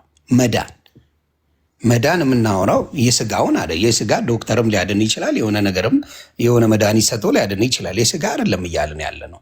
ከኃጢአታችን ነፃ ብቸኛው የሚያድነው ስም ኢየሱስ ክርስቶስ እንደሆነ መጽሐፍ ቅዱስ ይናገራል። አደለ እንዴ? ስለዚህ ያንን አሁን የምትነግረኝ አንተ አሁን ከዛ ሌላ ነገሮች አሉ? ከኢየሱስ ውጭ ስም ሌላ ነገሮች ካሉ አንተ ዘግበኝ፣ እኔ ስለማላውቅ። አሁን ችግር የለውም። አሁን ጥሩ ጥያቄ ጠይቀኛል። ስለ መዳን ዶክተርም ሊያድን ይችላል። አሁን መዳን የምትለዋ ጥያቄ ስለምትብራራ ነው። የዘላለም ሕይወት መንገድ መግቢያው ምንድን ነው ካልከኝ ኢየሱስ ይባላል። ደሙ ነው የሚያድን። ያለ ደሙ የዘላለም ሕይወት አታገኝም። ዛሬም ትኩስ የሆነው ደሙ ነው አንተን ምህረት የሚያደርግል። ስለዚህ አለቀ። ኢየሱስ ነው መግቢያው መንገድ። ከኢየሱስ ውጭ ሌላ የዘላለም ሕይወት መግቢያ መንገድ የለም። ለዚህም ነው እናንተ የምትከተሉት ኢየሱስና ተባረክ። ታዲያ ሌላ ምንድን ነው የምታብራራልኝ? ተባረክ፣ ቀጥል። አሁን ይህም ብለኛል። ሌላውን እስቲ ንገረኝ። አሁን ሌሎች ያድናሉ የሚባሉ ብዙ ነገሮች ስላሉ እኔ ስለምን መዳን ነው የምታወራኛው? ካለ ለምሳሌ ያክል እኔ እንዴ ከሲኦል ያወጣሉ የሚባሉ አሉ አይደል እንዴ? ተሙሽ ከሲኦል አውጥተው የሞተን ነፍስ ከሲኦል አውጥተው ወደ ገነት የሚያስገቡ እኮ አሉ። እነማ? ይኸውልህ እዚህ ጋር እሱን ለአቀባብዬ ለወንጌል ኤርሚሻ ነው የምነግርህ፣ ፕሮፌሽናል ስለሆነ በሱ ስራ። በቃ አሁን ጥያቄውን ልንገርህ። አሁን ምን አለ መሰለህ፣ ይሄ ቃሉ ለማያምኑት ሞኝነት ነው፣ ለእኛ ግን ለምንድን ግን የእግዚአብሔር ልጅነት ነው የምናገኝበት ነው የእግዚአብሔር ቃል። ስለዚህ መንፈሳዊ ነገር ለማይገባው ሰው ሞኝነት ነው። መጀመሪያ አንተ በኢየሱስ ክርስቶስ መዳን ይጠበቅብሃል። እኔ አሁን ማንን ነው አስተዋውቅ የምትለኝ? ኢየሱስ ይባላል ማስተዋወቅ። ከኢየሱስ ውጭ ማስተዋወቅ አካል የለም። ላስተዋውቅ መዳኛ መንገድ ማን ነው ካልከኝ ኢየሱስ ይባላል። ያ ኢየሱስ ጴንጤ ቤትና አሁን ያለውበት ቦታ ላይ ይለያያል። አንድ አካል አንድ ባህሪ ብዬ ነው ማምነው። አንተ አንድ አካል ሁለት ባህሪ ብለን ነው የምታምነው። ስለዚህ እኔ በሁለት ስጋውንና መለኮቱን የነጣጠለ አምላክ አላቀው። እማቀው ግን ስጋንና መለኮትን የተዋሃደ ድንቅ አምላክን ነው መከተለው፣ ከድንግል ማርያም የተወለደው። ስለዚህ ላስተዋውቅ ለመዳኛ መንገድ እኔ ከሲኦል ያወጣል ከምን ያወጣል ከምትለው በፊት መጀመሪያ አንተ ኢየሱስን ተዋወቆ ነው ምን ኢየሱስን ላወቀ ሰው ነው ሌላው ልናወራ ምንጭ ታሚዬ። እኛ ይህን ጌታ እናውቃለን። አንተ ግን አሁን በአንድ ኤርሚ ግን ምንም ጥያቄ እንዳልጠይቅ ዘጋኝ። አድመጠኝ። ወንድሞች ናቸው የሚጠይቁት። ዮኒ በጠይቀህ ላይ ትክክል ያለውን ነገር የተናገርከው ምን አልክ? በኢትዮጵያ ኦርቶዶክስ ተዋሕዶ ቤተክርስቲያን እጅን እያጨበጨብክ እያራገፍክ ከኢየሱስ ክርስቶስ በቀር ሌላ አዳኝ፣ ሌላ መድኃኒት፣ ሌላ ቤዛ የለም አልክ። እጅን እያጨበጨብክ ማለት ነው፣ እያራገፍክ ማለት ነው። እስኪ ሙሉ ለሙሉ የመለስኩትን መልስ አስተውለው እስኪ ኤርሚ። አይ በቃ ገንዘብም ቤዛ ነው ብያለሁ። ቤዛ መንግስትም ቤዛ ነው ብያለሁ። ገዢ ነው ብያለሁ። ጌታም ጌዛ የሰው ልጅም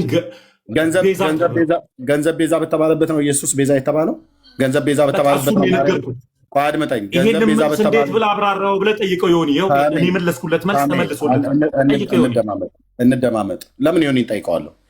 ገንዘብን ቤዛ በተባለበት ነው ወይ ማርያምን ቤዛ ነች ብላችሁ የምትሉት ወይ ኢየሱስን ቤዛ ነው ብላችሁ የምትሉት? ኦኬ አይደለም።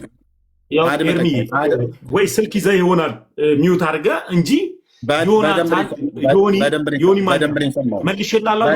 ሰማኋችሁ። እኔ ስልክ አልያዝኩም፣ ከልጆቼ ጋር ነበርኩኝ። ዮኒ ማኛ መልሼልሃለሁ፣ መለስኩልህ። ኦርቶዶክስ ውስጥ ከኢየሱስ ውጭ ሌላ መድኃኒት አዳኝ የለም ብለሃል። ዮኒ ምንድን ነው ያለው ወንድሜ? ከሲኦል እንኳን ሰዎች መጀመሪያ ቅዱሳንን ለማወቅ ማንን ማወቅ ይጠበቅባል? ኤርሚያስ ኢየሱስን ማወቅ ይጠበቅባል። እኛ ኢየሱስ እናውቃለን እኮ። አታውቀውም? ኦኬ፣ የማላውቀው ከሆነ ስናወራ እኮ ታያለህ ቀጥሎ ማለት ነው። ግን አሁን ዮኒ ለጠየቀ አንተ ግን አታውቀውም ኢየሱስን። ኤርሚ ላውራ ድምጠኝ። እኔ ማወቄና አለማወቄን እዚሁ 3700 ሰው እያየ በኋላ እናወራለን። አንተ ኢየሱስን አታውቀውም ኤርሚ። ኢየሱስን ማታውቀው ኑሮማ እኮ ኢየሱስን ሰጥተህ ነበር። በኋላ ታሳውቀኛለህ በመድኃኒዓለም እኮ። ስለዚህ አሁን እኔ እናንተ ጨርሰናል። ሌሎች ወንድሞች ይጠይቁ። ለምን ደግሞ አታድምጠኝ? ዮኒ የጠየቀህ ጥያቄ ላይ ዋሽተሃል። የኢትዮጵያ ኦርቶዶክስ ጨርሼለታለሁ። ከሌሎች ቆይ እርሚሻ፣ እዚህ ጋር እኔ የሆነ ነገር ልበል። ምንድን ያልከኝ? ራስህ ካልከው ተሙሻ ያልከኝ ምንድን ነው? የመንግስተ ሰማያት መግቢያ ዋናው ከኢየሱስ ክርስቶስ ውጭ ማንም የለም ብለህ ቃል በቃል እዚሁ ጋር ተናግራል። አባቴ ተናግራል አይደለ? ከአባቱ ጋር ያስታረቀ ማን ነው ዮኒ? ቆይ እርሚሻ፣ ስለዚህ አይደለ ያልከኝ? ኢየሱስ ከአባቱ ጋር ያስታረቀ ማን ነው? ኢየሱስ። እሺ፣ ከራሱ ጋርስ የታረቀው በምኑ ነው? እሱ በይቅርታው። አንተ ከኢየሱስ ጋር የታረቀው በምኑ ነው? በደሙ በኢየሱስ። አባቱ ጋርስ የታረቀው በምንድን ነው? እሱ በደሙ በኢየሱስ። በቃ አለቀ። ኢየሱስ ነው በቃ መዳኛ። ተባረክ። አሁን እሱ ጋር ብላል። ቆይ ኤርሚሻ ያለውን ቆይ አንዴ ፖይንቱን ሊያዘው። ይሄን አልከኝ። አሁን ጥያቄው ምን መሰለ? አሁን ተባረክልኝ፣ መለስክልኝ እኮ። እኔ ደግሞ የሆነ ነገር ልበል። ተመልሶልኛል። ቆይ እናንተ ጋር ስሙን ትጠሩታላችሁ እንጂ ኢየሱስን አታውቁትም ነው። እኔ ደግሞ እሺ፣ ታንኪዩ። እሺ፣ የኢየሱስ ጉዳይ አልኩህ እኮ ኢየሱስ አታውቁትም ብለናል። እሺ ብራዘር፣ ታንኪዩ። እኛ አናውቀውም፣ ግን የምታውቀው ኢየሱስ ብቻ ያድናል ያላችሁት ካልከው ጋር ይጋጫል እያልኩ ነው። በኢየሱስ ደም ብቻ ሳይሆን አንዴ እኔ እኮ ሰማሁ ብራዘር። ከአፍ ላይ ግን ብቻ የምትለውን አውጣት። እሺ ብቻውን ተው። እሺ አንተ ጋር ብቻ የለም። እኔ በማምነው መጽሐፍ ቅዱስ በሚለው መንፈስ አውጣው። እሺ አሁን ኢየሱስ ክርስቶስ ነው የምን ያልከው? ኢየሱስ ክርስቶስ ነው ምን በደሙ ያስታረቀን ብለሃል አይደል? የእግዚአብሔር ልጅ ነው ብለህ። እሺ ስለዚህ ሌሎች አሉ የሚያስታርቁ? ምልጃ ማለት ምን ማለት ነው ዮኒ? ኖ አይ ሌሎች አሉ ወይ የሚያስታርቁ? ዳትስ ማ ኮስችን መልስለት። ማለት የሚያስታርቁ ማለት አላልኩም። አሁን ለምሳሌ በኢየሱስ ክርስቶስ ደም ብቻ ከእግዚአብሔር ጋር እንደምንታረቅ ተግባብተናል አይደለ? ተባረክ። ተግባብተናል ወይስ አልተግባባንም? እሱ ላይ ሲጀምር እኔ ጠይቄ መልሰህልኝ ተግባብተናል አልተግባባንም እንዴት ትለኛለህ? እሺ መለስክልኝ፣ ታንኪዩ። ስለዚህ ብለህ መልስ። ስለዚህ ሌሎች አሉ። አሁን ግራ የገባኝ ምን መሰለህ ተሙሻ፣ ሌሎች አሉ ወይ? መልስልኝ። ስታወራ እንዴት መሰለህ የምታወራው? ከኢየሱስ ጋር የሚለውን ሀሳብ አንተ በጠየቀኝ መልክ ተስማምቻለሁ ገብቶኛል እያልክ ነው መጠየቅ ያለብህ እንጂ ተግባብተሃል አይደል እያልክ እንዳጠየቀኝ ተመልሶልኛል ገብቶኛል ይህን እግዚአብሔር ይባርክ መልሰህልኛል እያልክ ነው መጠየቅ ያለብህ ነው። እሺ እግዚአብሔር ይባርክ መልሰህልኛል። እሺ አሁን ከኢየሱስ ውጪ መንግስተ ሰማያት የሚያስገቡ ከሲኦል ራሱ ሞተ ሬሳ ወጥቶ ከሲኦል አውጥተው ወደ ገነት የሚያስገቡ ሌሎች ሰዎች አሉ? ቅዱሳን አሉ ወይስ የሉም? በሌላ ጥያቄ ጠየቀኝ። ጥሩ ጥያቄ። ኢየሱስ ከክርስቶስ ኢየሱስ ውጪ ሌላ የሚያስገቡ አሉ ወይ? የትኛው ኢየሱስ እየጠይቅና ኢየሱስ ስንት አካል ስንት ባህሪ ያለው ይሆን? ኢየሱስ ያለው እሱን ከማን ጋር ታወራ መሰለህ? በደንብ ተነጋግረን። የሚገርም ባለፈው ብሩኬ መጥቶ ከዲያቆን ይኸውልህ ብሩኬ ከዲያቆን ማን ነው ስዩም ጋር ገብተን ተነጋግረን ዲያቆን ስዩም ጥሎ የወጣበት ንግግር ነው። ሀሳቡ አንድ ነው። አሁን እኔ የጠየቁን እኮ ሳትመልስ ሌላ ቦታ ይትገብጃ በመዳን ትምህርት ላይ ከማን ጋር ነው? ከኤርሚ ጋር ነው የምታወራው። አንድ አካል ሁለት ባህሪ ከኔ ጋር ታወራለህ። ተኔ ከእሱ ጋር ታወራዋል። ገና ኤርሚ ሌላም ጥያቄ አለኝ እንጂ አንተን እኔ ቅድም ላይ ከቤተሰብ ከእናቴ ማህፀን ጀምሮ የጠየቀኝን ጥያቄ እኔ ሁለት ጥያቄ ብቻ ትፈቅድልኛለህ? ከዛ በኋላ ስለ ነገር እሱን እኮ ጥያቄን በጥያቄ እያረከው ነው። ጥያቄን በመልስ አላረከው እኮ። ለዚህ ነው እኮ ስለማታውቀው ኢየሱስ ነው የምታወራው። መጀመሪያ ኢየሱስን ወቀው። አይደለም ስለ ኢየሱስ እኔ በእኔ መድረክ ላይ ማውራት እንችላለን። እኔ ችግር የለብኝም። ዮኒ ኢየሱስ ሲባል ሰምተህ ታውቃለህ እንጂ ኢየሱስን አታውቀውም። እንደዛ ብለህ አትደምድማ። ቆይ አንዴ ኢየሱስን ታውቃለህ? ስንት ባህሪ ያለው መልስልኝ ዮኒ። ከኔ ጋር ታወራለህ። አንድ አካል ሁለት ባህሪ እኔ እነግረዋለሁ። እኔ ራሱ ወሬ የተማርኩበት በደንብ እነግረዋለሁ። በጣም ጥሩ። ኢየሱስን ሲሉ ሰምተሃል? አታውቀውም ኢየሱስን ገና ብለህ ነው የምታስበው። አየህ ችግር ምን መሰለህ? አየህ ችግሩ ምን መሰለህ? አንተ አውቀዋለሁ ትላለህ፣ ሌላውን አያውቅም። እኔማ ስላወቅኩት እኮ ሄድኩኝ እኮ። ስላወቅኸውማ አይደለም ሄድከው። ቆይ በአንተ በእንደዛ ከሄድክ እኮ አንድ ጥያቄ አለኝ። አምላክ ይርበዋል? አምላክ ይርበዋል? አምላክ ይጠማል? አምላክ ይተኛል? አያደርገውም። አምላክ አያደርገው። አምላክ ይሞታል? የሙስሊም ጥያቄ እኮ ነው የምጠይቀው። አንተ ጥሩ ነው የጠየቀው። ስጋውን ይሞታል? የተራበው ማን ነው ልትለኝ ነው? ስጋውን የተራበልህ ስጋውን የሞተልህ ወይ ፈጣሪ። ድብልቅልቁን ከምታወጣ የቱ ጋር መሰለህ አንተ የተቸገርከው? የቱ ጋር መሰለህ? አታውቀውም ይሆን ኢየሱስን? ስለዚህ ስጋውን የተራበልህ ነገርኩህ እኮ እኔ። አሁን እናውራ ከፈለግ ስለሱ። እሺ ስጋውን የሞተልህ አሁን ማውራ የማታውቀውን ኢየሱስን ላስተዋውቅህ አልክ እኮ። አሁን አየህ ግራ የደነገጥከው።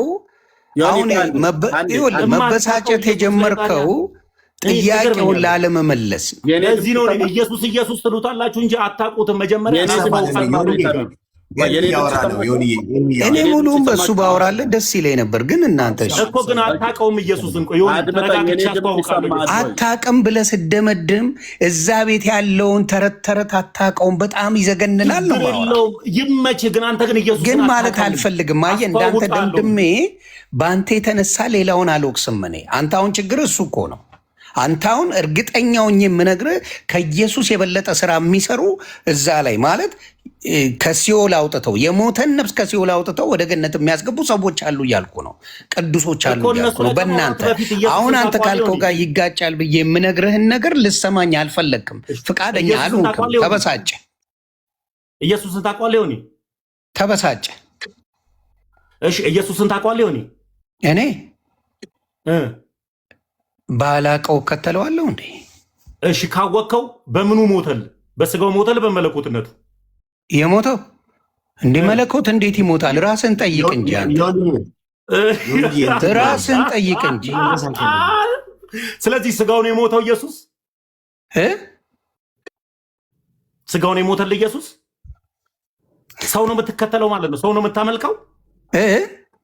ይኸውልህ ሰው ነው የምታመልከው ማለት ነው። አሁን ኢየሱስ ክርስቶስ አንድ ባህሪ፣ አንድ አካል ሁለት ባህሪ። አትንተባተብ። ቆይ የሞተልህ ለመልስልህ ነው። አይ እንደዚህ እያልከኝ ማለት በክብር ስለጠየቁ በክብር ካላወራ እኔ ማውራለሁ። እናውራሽ። እኔ በገባኝ ኢየሱስን ልግለጽልህ። ቆይ አንድ አካል ሁለት ባህሪ እንዳለው መጽሐፍ ቅዱስ ይናገራል። ዮኒ ማኛ አይደለም። ምን ላይ ነው ሁለት ባህሪ ያለው ተብሎ የተጻፈው? በጣም ትክክል ካለው ሁኔታ ከሚደረገው ነገር ላይ አሳየኝ። በጣም ጥሩ። መልካም ላሳይ መጽሐፍ ቅዱስ ላይ። እሺ ተባረክ። ስለዚህ ሌላ ትርፍ ቃላቶች መናገሩ ጥቅም የለውም። ገና አልናገርም። እኔ ተመስገነኝ። እኔ ጨዋ ነኝ፣ አልናገርም። ተባረክ። ስለዚህ አንዴ ከኔ ጋር መነጋገር ነው እሱን የፈለገው ስለሚገባኝ ነው። ሁሌ የሚመጡባት ነገር ስለሆነ እኔ ላምጣ። እሺ ተባረክ። እኔ ኢየሱስን አስተዋውቄ ነው የሚሄደው ዛሬ። እግዚአብሔር ይመስገን። አንድ ወንጌል ሰራለሁ በአንተ። አሜን። ተባረክ። ዮኒ እስክትዘጋጅ ታሜ ለምንድን ነው ግን አንዴ ላምጣቸው ጥቅሶቹን። ቆይ ዮኒ እያመጣ ቆይ ያውቀው አይዞህ ወንድምነት አንድ ጊዜ እንደዚህ ሆኖ አንድ ጊዜ እንደዚህ ሆና ዮኒዬዋ ምንድነው መሆን ያለበት ጉዳዩ? ያውጣው ጥቅሱን። ቆይ ያውጣው። አንዴ ቆይ ተመስገን አንድ ጊዜ አንድ አካል ሁለት ባህሪ ተብሎ የተጻፈውን ጥቅስ እየፈለገልኝ ነው። ያውጣል። ተረጋጋ ብራዘርዬ፣ ተረጋጋ። ኖ እሱን ያልኩ ጥቅሱን ሳይሆን ያልኩ ምንድን ነው በአካል በስጋ በመለኮት የሆነበትን ነገር ላሳይ ነው። መረጃ እያወጣሁልህ ነው። አይዞህ በመለኮት የሰራበትን በስጋ የለመነበትን በደንብ አድርጌ ያሳይሃለሁ እያልኩ ነው። እሺ ተባረክ። አሚን አውጣልኝ። አንድ አድምጡኝ ፕሊዝ። ተመስገን ቅድም ጥያቄ ሲጠይቀህ ለምንድን ነው ያልመለስክለት? ማንን? ኤርሚ ምን ብሎ ነበረ? የሆነ እየጠየቀህ በኦርቶዶክስ ከኢየሱስ ክርስቶስ ውጭ ሌላ መዳን የለም ብለህ ነበር አይደል? እኮ ከኢየሱስ ውጭ የተባለው ራሱ ኢየሱስን ታውቀዋለህ እኮ ጠየቁት። የማታውቀው ኢየሱስን ኢየሱስ ሌላ መዳን የለም ብለህ ነበረ። ኢየሱስን የአንተ ቢዝነስ መጀመሪያ ውጭ ለማለት እሱን ከኔ ጋር ታወራለህ አልኩህ። አድምጠኝ። ቆይ አሁን ያምጣልኝ። ሁለት ባህሪ የሚለው ያመጣልኝ። ውጭ የሚለውን ሀሳብ ራሱ አድምጠኝ። ከኔ ጋር ነው የምታወራው እሱን ጉዳይ። አንተማ እኮ ከትውልድነት ጀምሮ እኮ ጠየቀኝ እኮ ጥያቄ አለኝ አንተ ጋር ኤርሚ እኮ ራስህ እኮ ነው ዲዮኒክ ወሰድከኝ። አሁን ሚዩት እንዳደረገ ልታስገድደኝ ነው ተሚ? እንደዛ ይሁን። አድምጠኝ። እንደዛ ከሚሆን ማለት ነው። ከዮኒ ጋር ዮኒ አንድ ጥያቄ ጠይቀህ አንተ በእጅህን አጨብጭበህ በኢትዮጵያ ኦርቶዶክስ ቤተክርስቲያን ከኢየሱስ ክርስቶስ ውጭ ሌላ መዳን የለም ብለሃልክ። ውሸት ነው። አንተ አይደለም ሊቃውንቶቹ ይምጡ። የመጽሐፋችሁን ጉድ አደባባይ ላይ ዘርግፌዋለሁ፣ አሁንም ዘረግፈዋለሁ። ለምን? መጽሐፍቶቻችሁ የሚያወሩትና ቤተክርስቲያኒቱ የምታወራ አንድ አይደለም። አንደበታችሁ የሚያወራ አንድ አይደለም። ከኢየሱስ ክርስቶስ ውጭ በኢትዮጵያ ኦርቶዶክስ ዮኒ ሚዩት አንድ ታውቃለህ ከማለት በፊት በአግባቡ ሳዳምጥ የነበረው መጀመሪያ እዛ ከመዞር በፊት ኢየሱስን አታውቁትም፣ እጅ አጨባብጬ ኢየሱስን ላስተዋውቃችሁ እናወራ ነው። ከኔ ጋር ታወራለህ ነገር ክርስቶስን እኮ እባክህ ደግሞ ኤርሚ ሚዩት አድርጌ ሚዩት ከማድረግ ብለኝ እንኳን ጸጥ ያላዳመጥኩ ታውቃለህ። ክርስቶስን እኮ ከኔ ጋር ታወራለህ ያልኩህ ግን አሁን እጅ ላይ ቲክታክ ላይ ላሉ ሰዎች ሊቃውንት አይመጡም። እኔ ለመቶ ጴንጤ በቂ ነኝ። ለምን ቢባል የጴንጤ ጉድን ከስር እስከ መሰረቱ ስለማቅ። ኦኬ ራይት። ያው ፊትን እያሻሸ እያፈርክበት የመለስከው መልስ ማለት ነው አይደለም። ቲክታክ ላይ ላሉ ሰዎች ለመቶ ጴንጤ ብቻዬን በቂ ነኝ። እኔ ስለምትሰማው ለምን መሰለህ በቃው ከ7 ዓመት የጀምሮ ሰማው የነበረው ድምፅ እንኳን የማ ድምፅ መሆኑን አላውቅም። እሱነቱን ተወውና የኔን ሀሳብ እኔን አዳምጠኛው። ለመቶ ጴንጤ በቂ ነኝ። ለምን ቢባል የጴንጤን ጉድን ከስር መሰረቱ ስለማቅ ምን ጉድ ታውቃለህ? እሱን እንቀጥላለን። ስለዚህ ቆይ እባካችሁ ኧረ እድል ስጡኝ። ዮኒ ማኛ ሁለት ባህሪ ያለው ኢየሱስ የሚል ጥቅስ አለ ብሎኛል። እሱን ይስጠኝ መጀመሪያና ወደ ኤርሚ ሄዳለሁ። አንድ ጊዜ አባቱ የምናደርጋለን መሰለህ በቅድሙ በስፔሻሊ በክርስቶስ ነገረ ክርስቶስ ላይ ላውራ እያልክ ስለሆነ አሁን ኤርሚና አንተ በሰዓት ታወራላችሁ። ከአሁን በኋላ ማንም ሰው ጣልቃ አይገባም። በነገረ ክርስቶስ ላይ በቀጥታ ውይይት ነው የምታደርጉት። በእርግጥ ይታወቃል። የይሁዳ መልእክት ስድብህን ትተውና አንተ ከስድብ ውጭ ምንም እውቀት ስለሌለ ተሳደብ። ቤትንም ከፍተህ ከስድብ ውጭ ሌላ ስለማታውቅ አሁን ትልቁ ጥያቄ ኢየሱስ ሁለት ባህሪ አለው የሚል ጥቅስ አምጥቷልና ያሳየኝ ይሁኒ። እያደመጥክ በቃ እኮ አሁን አንተ ምንድነው መሰለህ በነገረ ክርስቶስ ላይ አወራለሁ ብለህ ስላልክ በአንተና በኤርሚ ጉዳይ ማንም ሰው ጣልቃ አይገባም። ከፈለግ የምትፈልገው ደቂቃ ይያዝልሃል። ገባ? ፎርማል ዲቤት ታደርጋለህ። አይ ፎርማል ኢንፎርማል ነው ብለህ ካልክ ደግሞ ኢትስ ኦኬ፣ ችግር የለውም። በቃ አንተ በምትፈልገው መንገድ ኦኬ። ከኤርሚ ጋር የምታወራው ማናችንም ጣልቃ አንገባም። ከኤርሚ ጋር ነው ማንም ሰው እንትን ነው ወደ ጉዳያችን ይባላል። ሁለታችንም እኩል አድርጋችሁ መሰለኝ። ሁለታችንም እኩል አድርጋችሁ አይደል? ዳዊት ኤርሚ በትልቁና ከዛ እኩል አድርጋችሁ ሁለታችሁን አንዴ ላለኝ ነገር መልስ ስላለኝ ከይቅርታ ጋር አንድ ጊዜ እኔ አይደል የተጠየቅኩት? ይቀጥላል። አንዴ ስለጠየቀኝ መልሱን ይዤ ስለመጣው አንዴ ጥቅሱን ላምጣ ብዬዋለሁ። ምን ጥቅስ ልግባ ንገረኝ። ይኸውልህ አንደኛ ጴጥሮስ 3:18 ላይ ኢየሱስ ሁለት ባህሪ ያለው ይላል። ቆይ ነው ያልኩ ምንድን ነው? እኔ ያልኩ ኢየሱስ ሁለት ባህሪ ያለው የሚል ጥቅስ ስጠኝ ነው ያልኩ። ሁለተኛ ጴጥሮስ ማዳመጥ አይቻልም? ይቻላል። ሁለተኛ ጴጥሮስ ስንት? ቶሎ በል ጥቅስ ላውጣ ነው። እኔ ክርስቲያን ነኝ። በጥቅስና በመጽሐፍ ቅዱስ እስካሁን ያለ ጥቅስ ብዙ ነገር አለ እኮ ታምር። እሱን ችግር የለውም። እኔ ነኝ ያልኩ እኔ ነኝ አውጥቼ የማነበው አንተም ታነበዋለህ። አሁን ለማለት የፈለግከው እሺ፣ ሁለተኛ ጴጥሮስ ስንት? በጌታ እኔ አይደል እንዴ ጠየከኝ አይደል? እኔ የምመልሰው ወይስ አንተ? ጥቅሱን ንገረኛ። እኔ እንዴ ፍቅር ከመቃወስ አንደኛ ጴጥሮስ ሁለተኛ ጴጥሮስ አለ ማይዞ እሺ 3:18 ላይ ምን ይላል? ላንበው በጌታ ስም። እኔ አይደል የተጠየቅኩት? አይ ቲንክ አታነበውም አትለኝ። ታነበዋለህ። እሺ ጎበዝ። ክርስቶስ ደግሞ ወደ እግዚአብሔር እንዲያቀርበን እርሱ ጻድቅ ሆኖ ስለ አመፀኞች አንድ ጊዜ በኃጢአት ምክንያት ሞቷልና በስጋ ሞተ፣ በመንፈስ ግን ሕያው ሆነ። ሁለት ነገር ነው የተናገረው እዚህ ጋር። በስጋ ሁለት ባህሪ ይሄ ነው፣ ስጋና መንፈስ ነው። በስጋ ምን አለ? ቆይ እያዳቀስ በስጋ ሞተ፣ በመንፈስ ግን ሕያው ሆነ። በስጋ ሞቷል አይደል? በስጋ ተርቧል። እሺ ኮሜንት ዝጉ፣ አንዳችሁ ኮሜንት ዝጉ። አረ መሳቅ መብት ነው፣ ማላገጥ መብት ነው። የፈለግከው ስለዚህ ጋር ሁለት ባህሪውን አሳየ የኢየሱስን። እሺ ሌላ ደግሞ ላሳይ። ቆይ አንተ በምትፈልገው አንድ ሳቅ። አረ በጌታ ይሳቅ፣ ችግር የለውም። ሌሎችም ይሳቁ። ምክንያቱም እነሱ አንድ ጥቅስ ማምጣት የማይችል ሰው ቢስቅ ችግር የለብኝም። ሁለተኛ የምነግርህ ምን መሰለህ? ሁለት ባህሪውን አሳየ እዚህ ጋር። ቆይ ጨረስ መልስ፣ ችግር የለውም። ሁለት ባህሪውን አሳየ። አረ ቀጥልልህ። ማን እንደላከልህም ጥቅሱንም ስለማቅ ነው። ሁለት ባህሪውን አሳየ። ጥቅስ ከጠቀስክ አንደኛ ቆሮንቶስ ጥቅስ ከጠቀስክ ብዙ ዘመን ስላለፈ ለምን መሰለህ? አንደኛ ቆሮንቶስ ላይ ገባልኝ ምዕራፍ 13 ላይ አንድ ጊዜ ቆይ ስለ መንፈስና ስለ አካል ጠይቀህና አንዴ ሰው ልጅም ሁለት ባህሪ ያለው ብለህ ትነግረኛለህ። ቆይ አንዴ እሺ አንዴ አይዞህ። ያው ቆይቻለሁ። እሺ ኧረ ቆይቻለሁ። መናደድ መጨመር አያስፈልግም። ኦኬ ልብ በሉ። ተመስገን። አሁን ክርስቶስ በስጋ አልሞተም ብሎ ነው። ልብ በሉ። አምላክ በስጋ አልሞተም። እንግዲህ እንደምናየው ነው። ዝም በለው። ሰው ይታዘብ የለ ኤርሚሻዬ፣ ምን መናደድ አያስፈልግም። የምን ፖለቲካ መስራት ነው? ኢየሱስ የሞተልኝ ስጋውን የሞተልኝ እያለ ስለዚህ ሰው ነው የሞተልኝ። ሚዩት አድርግ አሁን ሜዳው ገደል ማላይ እንደሚሆን እናያለን። ዮኒ ቶሎ እኔ ስላለ አንድ አካል አንድ ባህሪ፣ አንድ አካል ሁለት ባህሪ ከኔ ጋር ነው የምታወራው ነገር እሱንም እንቀጥላለን። ግን ሁለት ጥያቄ ፈቅደህልኛል። ቅድም ጠይቅ ጥያቄ እኔን ከስር መሰረት ጀምሮ ተጠይቀኛለህ። እሱን ጠይቄ ወደ ባህሪው እንመጣለን። ዮኒ ግን እስኪ አብራራልኝ። አንድ አካል ሁለት ባህሪ ዮኒ መጀመሪያ ኢየሱስ እያወራን ነው። አንዴ እሱን ሌላም ላወጣልህ ነው እያልኩ እኮ ነው። ለምንድን ነው ቅድፍድፍ ምትለው? ተረጋግተናል። ለንማማር መስሉ እኔን የሚዩት ያደረግኩ በጣም ዮኒን ፕሮቮክ እያደረግከው ነው በንግግር። ልንማማር አታናደኝም። እኔ ጌታን አልናደድም።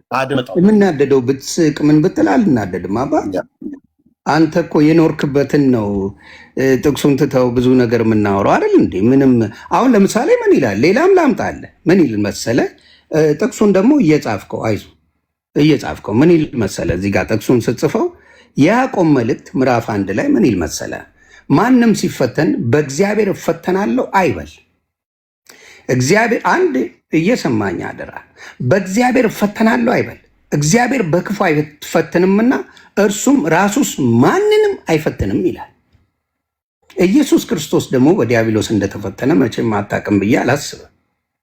የሰው ልጅ በማመዛዘን ስለሆነ የሚነጋገረው በዲያብሎስ ተፈትኗል። ኢየሱስ ክርስቶስ አምላክ እንደሆነ ታውቃለህ። ምን ተደርጓል? ኢየሱስ ተፈትኗል። ይሄን ታውቃለህ። ሌላም ልጨምርልህ፣ አንድ ላይ እንድታብራራልኝ ነው ጥቅሶቹን በሙሉ የምነግርህ። በስጋና አንድ ላይ ነው የምታብራራልኝ። አንተ ጠየቅኝ አይደለ? በስጋና አይፈተንም ብለህ እዚህ ጋር አይፈተንም ይላል መጽሐፍ ቅዱስ ሲናገር። አምላክ አይፈተንም፣ ምንም ፈተና የለበትም። ኢየሱስ ክርስቶስ ሲሰግድም አለ። ኧረ ተሜ እያዳመጥከኝ አንዴ። ኢየሱስ ክርስቶስ ሲሰግድ አለ። ለማን እንደሚሰግድ ደግሞ አብረን እናያለን። ስጋው ነው ወይስ በአምላክነቱ የሚሰገደው?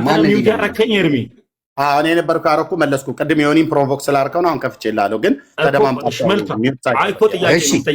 ሌላም ስግደት አለ። አንዴ ሚውት አድርግና ስማኝና አንድ ላይ ትመልስልኛለህ። እኔ እኮ ገና ለምን ኢየሱስ ተራበ ስትለኝ በስጋው ወራት ነው የተራበው። መለኮትነቱን ጥሎ ነው ኢየሱስ በስጋው ወራት ብቻ የተራበው። ስጋው ነው የተራበው። አሁን ይኸውልህ ሙሉን ሰጥህና አንተ እንደፈለግህ አድርገህ ታብራራዋለህ። ምንድነው ማብራራ? ስለዚህ እዛ ጋር ስጠይቀኝ ኢየሱስ ክርስቶስ ተፈተነ በረሃብ አልከኝ። በረሃብ ሲፈተን መለኮትነቱን ጥሎ ስጋው ብቻ ነው የተፈተነው? እሱን ንገረኝ እስኪ፣ አስረዳኝ ዮኒ። በጣም ጥሩ። የሰው ልጅ ክርስቶስ ሲመጣ ፍጹም ሰው ፍጹም አምላክ ሆኖ ነው የመጣው አይደል? በሰውነት ባህሪው ምን ይላል? ክርስቶስ ይራባል። በሰውነት ባህሪው በስጋ ባህሪው። እዚህ ጋር ጥሩ ጥያቄ ጠይቀው ይመልስ። ኢየሱስ ፍጹም ሰው ፍጹም አምላክ እንደሆነ ታምናለህ? ታሜ እሱን ኢየሱስ ክርስቶስማ ፍጹም ሰውና ፍጹም አምላክ እንደሆነ አንድ አካል አንድ ባህሪ ክርስቶስ ኢየሱስ ስጋን ከመለኮት ጋር ተዋሃደ ብዬ ማምን ድንቅ ኦርቶዶክሳዊ ክርስቲያን እንጂ ኢየሱስና አሁን መጣ። ኤርሚ ጣልቃ አትግባ፣ ኤርሚ ጣልቃ አትግባ፣ ቆይ ኤርሚ ጣልቃ አትግባ። ድንቅ ኦርቶዶክሳዊ ነኝ የገባው ኮንክ። ታዲያ ከሱ ጋር ለማውራት ለምን ቤቱን እኔ የምመራው በስርዓት። አሁን ጩኸት አብዝተሃል። ማናችሁ ማይክ እንዳትከፍቱ፣ ከኔ ጋር ታወራለህ። ነገረ ክርስቶስን ይቅርታ፣ ማናችሁ ማይክ እንዳትከፍቱ፣ ማይክ ዝጉ። ተመስገን ከኔ ጋር ታወራለህ። ከአንተ ጋር ከማውራቴ በፊት ሁለት አድምጠኝ። አሁን የጀመርከውን ቀደም ጀምረህ ነገረ ክርስቶስን ብላል። ከፈለክ በኋላ ጥያቄውን ትጠይቃለህ። አይደለም አድምጠኝ ተሜ፣ አሁን ሚዩት እንዳደረግ እንዳትጋብዘኝ። አድምጠኝ። ከቤቱ ባለቤት ነኝ። ወንድሞቼ ሚዩት አድርጉ ብዬ ዮኒን አቋርጬው ነው ሚዩት ያደረኩትኝ። ልብ በል። ቅድም እንዳወራኑ እናውራ። ሚዩት ሳላረግህ አንተም እየተደማመጠን አንተም የምትናገረውን ሰው እንዲሰማ እኔም የምናገረውን ሰው እንዲሰማ ጎሄድ ከኔ ጋር ነገረ ክርስቶስ ላይ ነው የምናወራው። እሺ ክርስቶስ ኤርሚያስ ምን ሆነሃል እንዴ? አድምጠኝ። የሚያዳምጠኝ እኔንም የሆነች ደቂቃ ስጠኝ እንጂ እኔ ስጨርስ ስሰጥህ ነው አንተ የምታወራው። ስሰጥህ ሸምዬ የመተንፈስ መብት ስጠኝ። እሺ አንድ ጊዜ እኮ ስሰጥህ ታወራለህ። የመተንፈስ መብት ስጠኝ። የመተንፈስ ብቻ ኦክሲጅን እኮ ስሰጥህ ታወራለህ እኮ ነው የምልህ። መብቴን ብትነፍገኝ የመተንፈስ መብቴን ነፍገህ ነው የምታወራው። ቤቱን እኔ አይደለም የምመራው። ተሜ ይኸው ሻውራ በቃ እዛ ኦርቶዶክስ እንድልህ ፈለግ እንዴ? ስሰጥህ ታወራለህ። ቴንኪው። አንድ አካል ሁለት ባህሪ፣ አንድ አካል አንድ ባህሪ። ነገረ ክርስቶስን ከኔ ጋር ታወራለህ። ኦኬ ማውራት ፈልጌያለሁ ብልሃል። ለምን የጴንጤዎች ኢየሱስ ሐሰተኛው ኢየሱስ ነው ብልሃል። ቅድም ለጠየቁ ጥያቄ እንኳን አንድም መልስ የሰጠው ነገር የለም። ስለምሰማው ድምፅ፣ ስለምትናገረው ትንቢት ስለነበረው በስሙ አጋንንት ስታስወጣ የጴንጤዎች ኢየሱስ እውነተኛ ኢየሱስ ስለነበረው ነው አጋንንት ስታስወጣ የነበረው ብልሃል ቅድም ላይ። አሁን ደግሞ ሐሰተኛ ነው አልክ። ለምንድነው ሳወራ የምትቅበጠበጠው? ተሚል ፊት ለፊት እያየኝ አውራ። ኦኬ ቅድም ምን አልከኝ? እኛ ጋር ወንጌላውያን አማኞች ጋር በነበርክበት ሰዓት ላይ እርኩስ መንፈስ በጌታ በኢየሱስ ክርስቶስም ታወጣ ነበር ወይ ብዬ ስልህ አዎ አልከኝ። አዎ አዲስ ሰይጣን ስለሌለ በጌታ በኢየሱስ ክርስቶስም አወጣ ነበረ። አዎ አልከኝ። ስለዚህ እኛ ጋር በነበርክበት ሰዓት ላይ በጌታ በኢየሱስ ክርስቶስም አጋንንት ካስወጣህ ያ አጋንንት ያስወጣህበት ጴንጤዎች ጋር የነበረው ኢየሱስ እውነተኛ ነው ማለት ነው። አዎ አልክ ቅድም። መልሰህ ደግሞ የጴንጤዎች ኢየሱስ ሐሰተኛው ነው አልክ። የጴንጤዎች ኢየሱስ ሐሰተኛ ነው ብለህ ያልከውን ኮሜንት ተዘግቷል። ማንም ሰው እንትን አይልም። የጴንጤዎች ኢየሱስን ሐሰተኛ መሆኑን በነጥብ አሳየን። 3 ነጥቦች።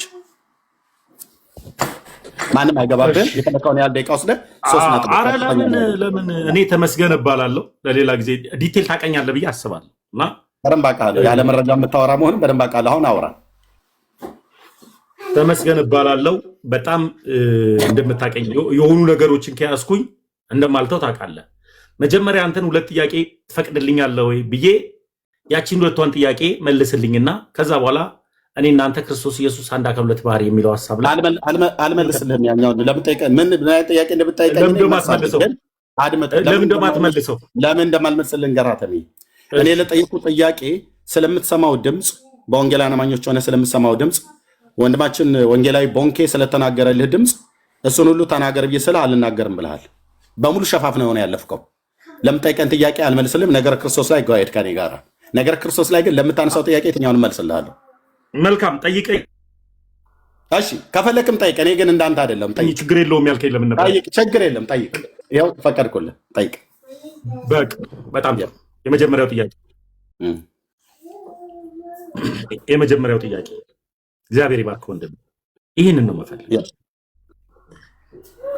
እግዚአብሔር ይባርክ። ይህንን ጥያቄ ግን ከዛ በፊት እኔ 2 ደቂቃ ለምንድን ነው የማይሰጠኝ? 2 ደቂቃ የጠየቀኝን ነገር እኮ መጀመሪያ ኢየሱስን ተዋውቀው። በስጋ ኢየሱስ በስጋ መሞቱን በእንትን ግን ሕያው መሆኑን በነፍስ ሕያው በመለኮት ሕያው መሆኑን አሳይቼዋለሁ። አንደኛ ጴጥሮስ ላይ አሳይቼዋለሁ። ምን ታሳየኛለህ? ሲስቅበት አልነበር እንዴ? በሱ አላምንም እኮ ኢየሱስን አታውቀውም አንተ ዮኒ? መጀመሪያ ኢየሱስን ወቀው፣ ተደብቀህም ቢሆን ተማር። መሳቁን ምናምን አቆመ። ይኸውልህ ያለው መጽሐፍ ቅዱስ ላይ የነገርኩህ አታውቀውም ትላለህ እንዴ? ዮኒ ራስ ያቦካከው ራስ ትጋግረዋለህ እንጂ ያልጋግርልህም አንተ ያቦካከው ጋግርልኝ ማለት ቆይ የሚያውቀውን ኢየሱስን ሲነግርህ በስጋ በግድ አታውቀውም ብሎ ድርድር ዮኒ ኢየሱስን ጌታን አያውቀውም። ፕሮቮክ ማድረግ እኮ ነው የያዘው። ይታያችሁ ወገኖች፣ ዮኒ ለሚጠይቀው ጥያቄ እየመለሰለት ነው። ክርስቶስ በስጋ ሞተ፣ አምላክ በስጋ ሞተ እያለ የጴጥሮስን መልእክት ጠቅሶ እየነገረው ነው።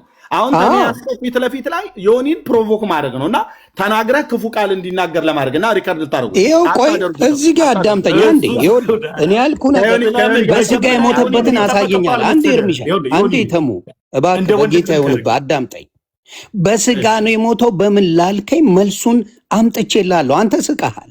ላምጣ፣ አዳምጥ። ምንድን ነው የሚለው መጽሐፍ ቅዱስ የሚለው? አንደኛ ጴጥሮስ 3:18 ላይ ምን ይላል? በስጋ መሞቱን ይናገራል። እያያችሁ እናንተ መቅረጽ የምትፈልጉ ምን የምትሉ ቃሉን እዚህ ጋር እሱም የሚለውን ስሙ። ምን ይላል? ክርስቶስ ደግሞ ወደ እግዚአብሔር እንዲያቀርበን እርሱ ጻድቅ ሆኖ ስለ አመፀኞች አንድ ጊዜ በኃጢአት ምክንያት ሞቷልና በስጋ ሞተ ይላል። ቃል በቃል ነው የሚለው። በመንፈስ ግን ሕያው ሆነ ይላል። ይሄ አንደኛው ስቃል። ስጋውና መንፈሱ ይለያያል። አንዴ ቆይ አንዴ በዚህ ስቃል በስጋው ይላል፣ በመንፈስ ግን ይላል። ቃል በቃል መንፈሱ ይለያያል። ኢየሱስ ይሄው እዚህ ጋር ነው የሚለው መጽሐፍ ቅዱስ። ይሄው አትበለኝ። ስጋውና መንፈሱ ይለያያሉ። ይመልስ። አሁን ተነጋገርን እኮ እሱን አንተ ትመልሰዋለህ እኮ። ስጋውና መንፈሱ ይለያያል። ዮኒ እሱን አንተ ትመልሰዋለህ። እኔ ለጠየቀኝ ጥያቄ እኔ አንተ ያቦካከውን ራስህ ነው የምትጋግረው። አብካው ገለመሌ አይደለም የምትለኝ እዚህ ጋር ልክ አንድ ልጅ አለ። ማን ነው የሚለው? መድኃኒዓለም ሰዓት ላይ አሁን ባህሪን እያወቅኩት እኔ አላውቅም። ተዋህዶ ነው እንዳለው ሰውዬ እንዳትሆነብኝ መጀመሪያ ራስህ። እሺ አንደኛ። ሌላው ምንድን ነው? ሌላው ደግሞ ለጠየቀኝ ጥያቄ ሁለት ባህሪው የቱ ጋር አለ ላልከኝ፣ ኢየሱስ በምን ወራት ተራበው? በስጋው ሲርበው ብለህ ጥቅስ ጠቅሰልኛል ቅድም ላይ። ኢየሱስ ሲራበው በስጋው ነው የራበው። አንዴ አይ መለኮት ይራባል እንዴ ስታስበው? አልተራበ። እሱን ነው እኮ እንድትመልስልኝ የፈለገው። ኢየሱስ የተራበው ስጋው ነው የተራበው። ስጋው ነው የተራበው በትክክል ፍጹም ሰው ስለሆነ ስጋው ተራበ። ተባረክ። ኢየሱስ ስጋው ብቻ ተራበ። መልካም። መስቀል ላይ የተንጠለጠለልህ ስጋው ነው የኢየሱስ ክርስቶስ። ይኸው እዚህ ጋር እንኳን አነበብኩልህ። ጴጥሮስ መስቀል ላይ የተንጠለጠለልህ ስጋው ነው ኢየሱስ። በየትኛው ባህሪው የተንጠለጠለልህ? ተነገረ እኮ ፍጹም ስጋ የሆነው ነው። ተነገረ አትበለኝ በእናትህ። ልክ ስጋው ተራበ እንዳልከኝ የተንጠለጠለልህ ስጋው ነው ወይ መስቀል ላይ? ምን ሆኖ ነው አንተ የምትለው? ምንማ ምንም ልበለው፣ አንተ መልስልኝ እንጂ ስለ ኃጢአታችን ሞተ ይላል። መስቀል ላይ የተንጠለጠለልህ ስጋው ነው ወይ? መልስልኝ። ስለ ኃጢአታችን ሞተ ነው የሚለው። ተፈጸመ እኮ የሞተው ኢየሱስ ሲሞት ስጋው ነው የሞተልህ። አምላክነቱን ሞተ ነው አንተ የምትለው? እኔን ለኔቶ አንተ መልስ። መጀመሪያ ኢየሱስን ላስታውቅ። ለዚህ ነው ኦርቶዶክስን ሳታውቃት ኦርቶዶክስ ሺህ ጊዜ ማለቱ ምን ትርጉም አለ? ወይ ለመማር ሃይማኖት እኮ አይደለም የሚያድን። አንተ ሃይማኖት ያድናል ብለህ ሃይማኖት ያድናል። እኔ አምኛለሁ። ሃይማኖት ማለት አመነ ስለሆነ እምነት ያድነኛል። ስለዚህ እኔ ሃይማኖት ማለት አመነ የሚለው የቱ ጋር ነው? አሳየኝ ወዳጄ። አንዴ ከእሱ ጋር ነው የምንጨርሰው። አንዴ ሃይማኖት ያድነኛል። ሃይማኖት ማለት የቱ ጋር ነው ያድናል የሚለው? አምጣ። የማታውቀውን ኢየሱስን መጀመሪያ ላስተዋውቅ። ወደ አምጣ። ኖ ሃይማኖት ያድናል ብለሃል። ሃይማኖትን ይዘልኝ አባ። አትሩጥ፣ ዝም ብለህ አትሩጥ። እንዳጋጣሚ ነው ከኔ ጋር ነው የተገናኘው። ዛሬ ከኔ ጋር ነው የተገናኘው። እንዳጋጣሚ ነው። አትሩጥ። የሞተልህ ስጋው ነው ወይ መስቀል ላይ? የት ነው የምትሄደው? 30 ቦታ ለምን ትረግጣለህ? የሞተልህ ስጋው ነው ወይ መስቀል ላይ? የምን 30-40 ትላለህ? አምላክ አለ ሞቶ አዳንን መስቀል ላይ የተንጠለጠለልህ ስጋው ነው ወይ? መልስ። የማታውቀውን ኢየሱስን ታወራኛለህ እንዴ አንተ? ኢየሱስ አስሬ ለምንድን ነው የማታውቀው? ኢየሱስ ያለ ሁሉ አይድንም። እንደማትድን ነው የምነግርህ። ኢየሱስ ስላል እኔ መቼም ፕሮቮክ አታደርገኝም። መጮህ ትችላለህ። እኔም ፕሮቮክ አታደርገኝም። እሱን ልንገርህ። አይዞህ፣ ተናዳል። ኢትስ ኦኬ። መልሱ ስለተመለሰልኝ ሌላው የምናገረው እኔ የጠየቀ አንዴ እርምሻ የጠየቀኝን ሁለተኛ ጥያቄ ልመልስና ትቀጥላላችሁ። ልንገርህ። ቆይ ተመልሳለህ። ዮኒዬ ተሜ ሜሴጅ እያነበብክ ዮኒን ፕሮቮክ በማድረግ ዮኒ አንዴ እሰጣለሁ። ዮኒ ሰዎች በውስጥ ሜሴጅ እየጻፉለት አንተን ፕሮቮክ አድርጎ ከአቅጣጫ አስወጥቶ ተናደህ ክፉ ቃል እንድትናገር ሊያደርግ ነው። በፍጹም አላደርገው። አንተ ገብተዋል። ስለዚህ ማን ነገር ኤርሚያስ ሜሴጅ እንደሚልክልኝ ማን ነገር ኤርሚ ሜሴጅ እንደሚልክልኝ ማን ነገር እኩል አታውራ እኔን 4 ነጥብ ዘግተኛ እኔ ሳወራ እኩል ከኔ ጋር አታውራ። ቴንክ ዩ ሚዩት አድርገውና ጠብቀኝ። ግን እውነትን በማስፈራራት ኤርሚ እውነትን በማስፈራራት ጠብቀኝ። እስካሁን ባወራህበት ማለት ነው። እስካሁን እኔ እያወራን ያለን ልብ በሉ ከ4700 ሰው በላይ አለ። ዮኒ ማኛን መስደብ ነው ያስከው። አትለፍልፍ እያልከው ፕሮቮክ ታደርገው ነበረ። ጥቅስ ነው የጠቀሰልህ። ነገረ ክርስቶስን ጠየቅከው። ኦኬ፣ በሚያውቀው ደረጃ እየነገረህ ነው። ያመጣውን የጴጥሮስን መልእክት እንኳን ቆመህ ዲናይ ልታደርገው አልቻልክም። ያልከው ክርስቶስ በስጋ አልሞተም ብለህ አላግጣሃል ማለት ነው። እዚህ ህዝብ እየሰማ ጴጥሮስን መልእክት ሲጠቅስ ክርስቶስ በስጋ ሞተ በመንፈስ ግን ሕያው ሆነ ብሎ የሚለውን የአምላክን ቃል ሲጠቅስ አንተ እንደ አንድ ኦርቶዶክሳዊ ማላገጥ ነው ያስከው። ኦኬ፣ ማላገጥ ነው ያስከው እንጂ በትክክል የእግዚአብሔር ቃል ላይ ቆመ አይደለም እያወራ ያለው። ስለዚህ ምን ማለት ነው? አንተን አይተን እኛ ቤተክርስቲያኒቱ እንደዚህ ብለን አናገርም። ግን አንተ ይህንን ያደረከው ስንፍና ነው። ዮኒ ማኛን ፕሮቮክ ማድረጉን ተውና ከእሱ ጋር ያለህን ጥያቄ ጨርስ። እያወራህ ነው። አድምጠኝ። ለእሱንም ሰጠው። እሱን ያስቆምኩት እኔም የማውራት መብቴን አትንፈገኛ ኤርሚያስ። እውነትን በማስፈራራት እኔን አይደል እንደ ያስቆመኝ እንዴ ተሙ? እኔን እኮ ነው ያስቆመኝ አይደል እንዴ? ዮኒን ያስቆምኩት ስርዓት እንጂ አንተን እኮ አይደለም ያስቆመ ብሮ። እኔን አስቆሙም ትናደዳለህ፣ አንተንም ሲያስቆም ትናደዳለህ። በየት በኩል ነው የምትሆነው? ብራ ተረጋግተህ አውራ እንጂ። እኔ ነበር መናደድ የነበረብኝ። እኔ እኮ ነኝ ስሜታዊ ሰው። እኔ ስሜቴን ዝም ብዬ አታውቀውም ምን አትልም ሳታውቅ ነው የወጣው እያልክ እንደፈለግክ ስትል ዝም ነው ያልኩህ እኮ አባ። አልተናደድኩብህም። መብት ነው እንደፈለግክ ብትል መብት አለ ነው ያልኩህ። እኔ አልተናደድኩብህም። ግን ለጠየቀኝ ቃሎች ጥቅስ እየጠቀስኩልህ ነው። አንተ እንደፈለግክ ሳቅበት እንደፈለግክ አድርገው። አልናደድም። ገባ? መብት ነው እያልኩ ነው። ከሚያውቁ ሰዎች ጋር ለመነጋገር ግን ዝግጁ አይደለም ተሙ። ከሚያውቁት ኤርሚሻ ያውቀዋል። ከእሱ ጋር ለመነጋገር ፈቃደኛ አይደለም። ትላንት በጌታ ለሆነው ሰው ግን ለማጠዳደፍ በጣም ሬዲ ነህ። እኔ እኮ ስዘጋጅ እኔ ጋር እንደማትመጣ እርግጠኛ ሆኜ እናገራለሁ። እየተማርኩ ነው፣ ወንጌልን እየተማርኩ ነው። ስለዚህ እኔ አዋቂ ነኝ፣ ፓስተር ነኝ፣ ወይም ደግሞ የጴንጤ ሰባኪ ነኝ ብዬ አልመጣሁ።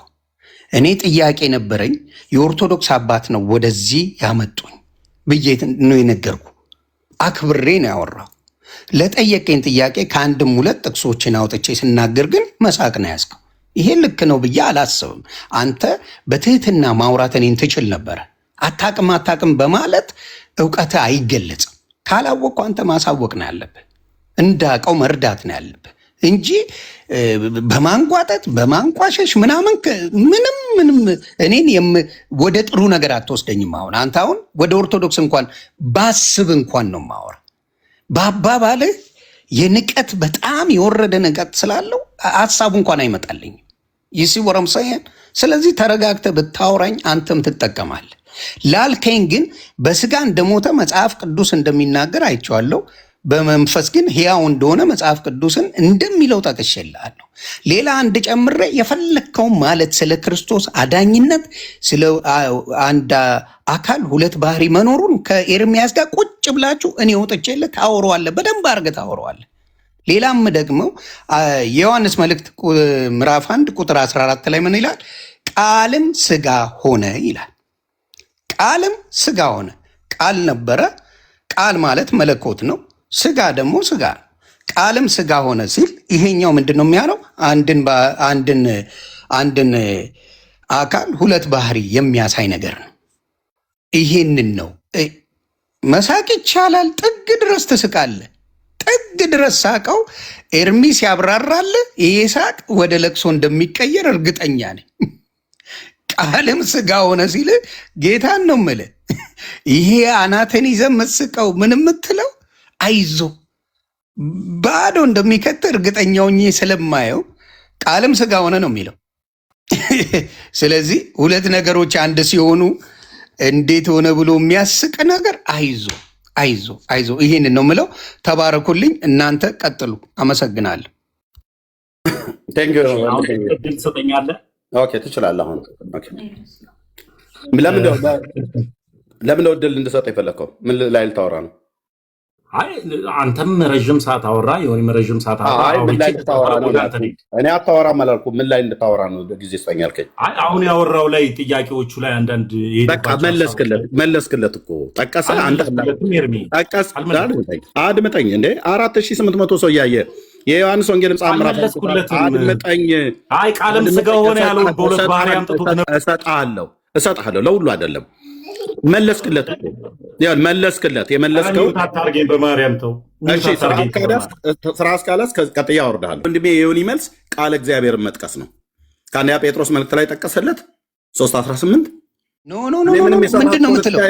አንድያ ልጁን አይደል እንደ ዮኒ አላለም። ዮኒ ምንድን ነው ያለው? ስጋው ተራበልኝ፣ ስጋው ሞተልኝ አለ። እንደገና ደግሞ ሁለት ባህሪ ሊያመጣ ምን አለ? ዮሐንስ ወንጌል ምዕራፍ 1 ቁጥር 1 ላይ ምን አለ? ቁጥር ቃልም ሥጋ ሆነ አለ። ቃልም ሥጋ ሆነ ደግሞ ሁለት ባህሪ ነው። አንድያ ልጁን እንደሰጠ ቆይ እኔ ሳልሆን ሕፃን ልጅ ክርስቶስ አታስፈራራኝ። ላጥ ብሎ ሊወጣ ፈልጎ ነው። ያውልህ መልስ ኤርሚሻ ላጥ ብሎ ለመሄድ ፈልጎ ነው። ይሄን መነጋገር አይፈልግም። ኤርሚ አንዴ ስማኝ። ኤርሚ በጌታ ስማኝ።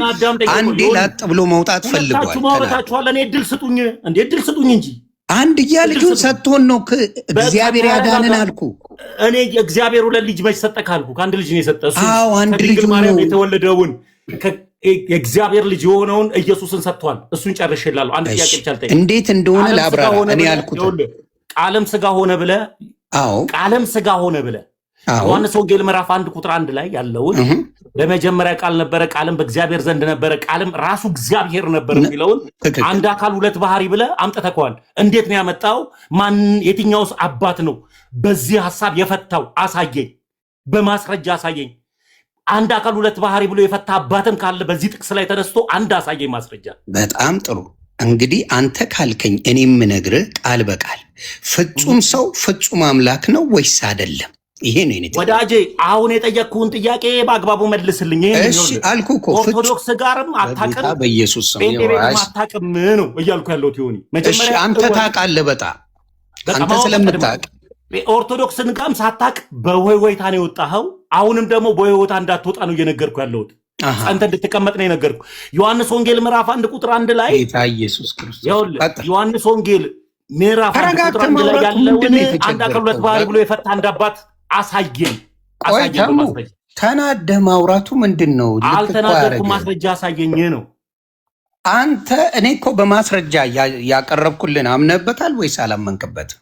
አላመንኩበትም። ማስረጃ አሳየኝ። በቃ ተባረክ። አላመንክም፣ መብት ነው አለማመን እኮ አሳየኝ። የትኛው አባት ነው እንደዛ ብሎ የፈታው? አንድ አካል ሁለት ባህሪ ብሎ ዮሐንስ ወንጌል ምዕራፍ 1 ቁጥር 1 የምን አባት? እኔ ስለ አባት አይደለም እኮ ማወራ፣ ስለ መጽሐፍ ቅዱስ ነው ማወራ። እንደዛ ብሎ የፈታ አንድ አካል ሁለት ባህሪ ብሎ የነገረ ማን ነው? ጌታ ኢየሱስ። ነብይት ብርቱካን ናት የነገረች? ማን የነገረ? ይኸውልህ አሁን ማን የነገረ? በጣም ጥሩ። ምኑን? እሺ አንድ አካል ሁለት ባህሪ ብሎ ዮሐንስ ወንጌል ምዕራፍ 1 ቁጥር 1 ላይ ማን የነገረ? መጽሐፍ ቅዱስ እኮ። ከመጽሐፍ ቅዱስም ሁለት ባህሪ ብሎ የፈታ ከነ ጳውሎስ ጀምሮ ያለውን አሳየኝ። አሁን ስማ እኮ አሳየኝ። እና እንዴት ነው የሚወራው ታዲያ? እየለፈለፍክ አንተ። አይ አንተ እኮ እየለፈለፍክ ነው እንጂ እያወራህ አይደለም። መለፍለፍ ማንም ይችላል እኮ። እንዳንተ ያዙ ይልቃሉ ማለት ማንም ይችላል። የተናደድከው አንተ በምን መሰለ? የተናደድከው እኮ ዝም ብለህ ነው ያወራው። ያዝ ቤዴ ባለ እኮ አይደለም። አንድ ጥቅስ እኮ አትጠቅስም አንተ። ታውቀው እኮ ጥቅስ ላይ ሳይሆን ልፍለፍ አለ ነው ያዝከው እኮ። አንድ ጥቅስ እኔ ትላንት የመጣው ጥቅስ እየጠቀስኩልህ ነው። በሱ ስታላግጥ የነበርክ ሰው ነው። ምንድን ነው የምታወራው? ልታስተምረኝ ነው እንደ አንተ? ስድብ ነው እኮ ያዝከው። ብርቱካን ናት ወይ እንትና ነው ወይ ምናምን ብሎ በለፈለፈ እኮ አይደለም። አንድ እንደነገርኩ አንድ አካል ሁለት ባህሪ በክርስትና ሕይወት ውስጥ ያለ ወንጌል ነው። የሆነበትን ምክንያትም የምነግርህ እንደ ሰው በስጋ ንጹህ ስጋው የኢየሱስ ክርስቶስ ተርቧል። ይሄ ስጋዊ ባህሪው ነው አልኩ። ንጹህ እደግመዋለሁ። ስጋ በደንብ ስማ። ጆሮን ይዘህ አይደለም አናትን ይዘህ ስማ። በስጋዊ ባህሪው ተርቧል፣ ተጠምቷል። አየህ። በመለኮት ባህሪው ግን እንዴት ሊሰቀል ቻለ የሚለውን በደንብ አጭር አድርጌ ልንገርል። ለምን እንደሆነ በአዳም ስህተት እኛ በሙሉ ኃጢአተኛ ሆነን መርገም ትኖሩብን ስለሞትን፣ እግዚአብሔር አምላክ ደግሞ ትክክለኛ አምላክ ትክክለኛ ፈራጅ ስለሆነ ምንድን ያደረገው? በአንድያ ልጁ መጥቶ ሞቶ እኛን ምን ማድረግ ነበረበት? ያንን ኃጢአት መሻር ነበረበት። ስለዚህ በሱ ቁስል እኛ ተፈወስን ይላል መጽሐፍ ቅዱስ ሲናገር። ስለዚህ በኢየሱስ በደንብ ሳቅ፣ ሳቅ እንዴ! ጨምረ መሳቅ ትችላለህ። ጨምረ ሳቅ አባቴ። የምታዩት ነው አክሽኑን የምታዩት ሰዎች ተባረኩልኝ። ስለዚህ በአንድያ ልጁ በእኛ ስህተት ምክንያት ራሱ ሞቶ እኛን አድኖናል። ይህንን ነው የምናገረው። እሱ ግን ሊዋሽና ሊወጣ ነው የፈለገው። እግዚአብሔር ይስጠው። ቴንክ ዩ። እንግዲህ ማላገጥ ነው ያዘው። እንግዲህ ሙሉ እንደምታየው አይታችኋል። እዚህ ያላችሁ ሰዎች ወንድሜ ዮናስ የእግዚአብሔርን ቃል ይጠቅሳል። ክርስቶስ አንድ አካል ሁለት ባህሪ ብሎ የሚለውን በመጽሐፍ ቅዱስ ላይ ያለውን አሳዩኝ ብሎ አለ። ጠቀሰለት።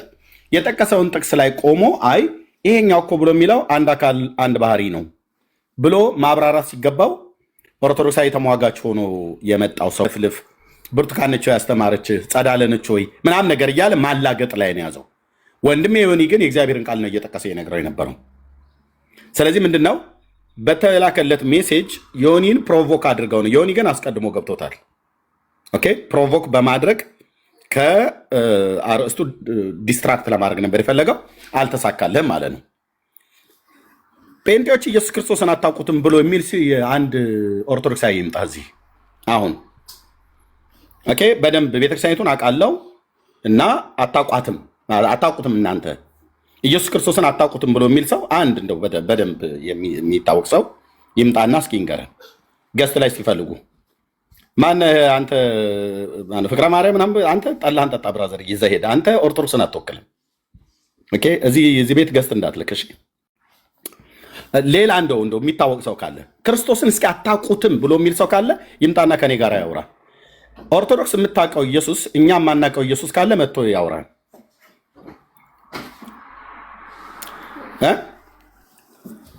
እስኪ ጥሯቸው። ለምሳሌ እንደነ መዝሙረ ያሬድ እሱ አንዱ እንደ ሲያወራ ነበረ ከዚህ በፊት ማለት ነው። ጴንጤዎች ኢየሱስን አያውቁትም ብሎ ሲል ነበር። መዝሙረ ያሬድን እስኪ ጥሩት። ክርስቶስን አታውቁትም እያለ የእነሱና የእኛ ኢየሱስ የተለየ ነው ብሎ ሲል ነበረ። ከኔ ጋር ያወራል። የድፍረታችሁ ጥግ አንድ ተረት ነበረ በገጠር። በቅሎ ድሮ ጠግባ ስትራገጥ ሰማዩ መታችሁና ሰማዩ ወደ ላይ ከፍ አለ ተብሎ የሚባል ማለት ነው። ልክ እንደዛ እየሆናችሁ ነው። ኦኬ እንዲህ አይነት ድፍረት አቁሙ። እሺ አቁሙ። ተመስገን። ትናንትና ጌታን የተቀበለ ወንድሜ እንኳን ነው ራሱ በሁለት ጥቅስ ነው ያቆመ። አንተ ማላገጥ ነው ያስከው። አንድ የረባው ለጠየቁ ጥያቄ ተገቢ መልስም አልሰጠህም። ለጠየቅከው ጥያቄ ተገቢ መልስ ጥቅስ ጠቅሶልህ ጥቅሱ ላይ ቆመ መሟገት ሲገባ ማላገጥ፣ ፕሮቮክ ማድረግ፣ ዮኒን ማናደድ፣ ዮኒን መሳደብ ነው ያስከው። እታች በኮሜንት ገስት ላይ ገብተህ ደግሞ በታችም ደግሞ በላይም ደግሞ ፕሮቮክ ማድረግ ማለት ነው። ስለዚህ ስትያዙ እንደዚህ ገለባ ናችሁ።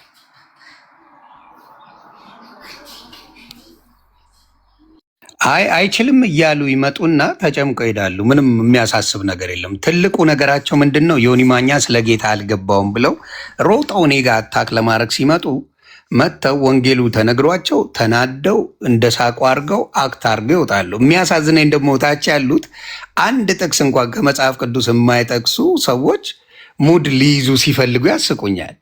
እስቲ ግቡ፣ አሁን ግቡ፣ እስቲ ክርስቶስን አታውቁትም ብሎ እስቲ ግቡ።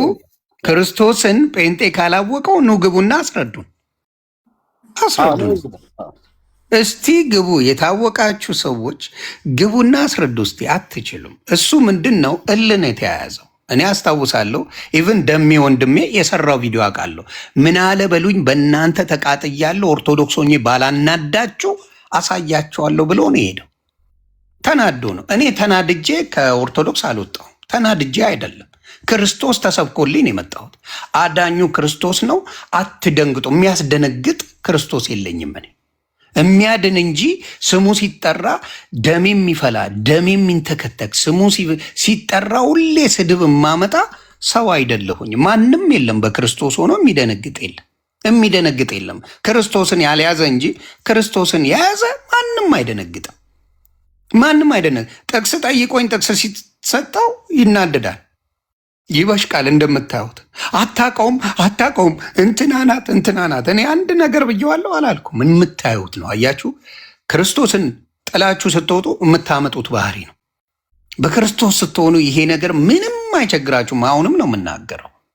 ኢየሱስ አንድያ ልጁን እንደሰጠ ራሱ እያወቀው አታውቀውም ክርስቶስን ብሎ ይናገራል። አንድያ ልጁን ሰጠ ነው የሚለው መጽሐፍ ቅዱስ። ይሄ ማንም የሚጠቅሰውን ነገር እኮ ነው ወደ ሌላ ጠምዝዞት የቶቹ እንዳይነኩበት፣ እነ አርሴማ እንዳይነኩበት፣ እነ ክርስቶስ ሳምራ እንዳይነኩበት፣ አዳኞቹ የእሱ አዳኞች እነ ተክልዬ እንዳይነኩበት፣ እነ ይሄ ማነው የሚባለው መጥቆሩ እንዳይነካበት፣ እነሱ እንዳይነኩ የሚሯሯጡት ሩጫ እዚህ ጋር ነው ያለው። ፍጹም ሰው ፍጹም አምላክ እንደሆነ መጽሐፍ ቅዱስ ይናገራል። የሰውነት ባህሪ እንዳለው ይናገራል። የሰውኛ ባህሪው ምንድን ነው? መጽሐፍ ቅዱስ እንደሚለው ይራባል፣ ይደክማል፣ ይፈተናል፣ ይሰግዳልም። እኔ እኮ እሱን ላሳየው ስል ነው እምቢ ያለው። ያውቀዋላ እንደሚሰግድ። ኢየሱስ ለማን ነው የሰገደው ታዲያ? መጽሐፍ ቅዱስ ይናገራል እንደሰገደ። ለማን ነው የሰገደው ታዲያ? አምላክ አይደል? ለማን ነው የሚሰግደው? ልጁ የእግዚአብሔርን ቃል እንደማያውቅ ሰውኛ ባህሪው ስለሆነ ነው የሰገደው ኢየሱስ ክርስቶስ። ስለዚህ ይሄንን ሁለት ለይቶ ማያቅ ሰው ወንጌሉን ሳያነቡ በየመንገዱ የሚውሉ ሰዎች ስለ ወንጌል አታቁም ብሎ መናገር እንግዲህ እግዚአብሔር ነው የሚያውቀው። ስቃ በሰራው ላይ ከነ መጽሐፍ ቅዱስ ጥቅሱ አድርጌ ከጠቀስኩት ጋር አድርጌ በደንብ አድርጌ ፖስትልሃለሁ። ከሳከው ጭምር ጋር ከእግዚአብሔር ቃል ጋር ነው የሳከው፣ በእኔ አይደለም የሳከው። እኔ እግዚአብሔር የሰጠኝን መጽሐፍ ቅዱሳዊ ጥቅስ ነው የጠቀስኩልን። አንተ ግን አላግጠህበታል። አንተ ግን ስቀህበታል። አንተ ብዙ ነገር አድርገሃል። እንግዲህ እግዚአብሔር በሚያውቀው ማለት ነው። ይሄ ለሌሎቻችሁም የኦርቶዶክስ ወንድምና እህቶች ስለሆነ ነገር ስታወሩ መናደድ አያስፈልግም።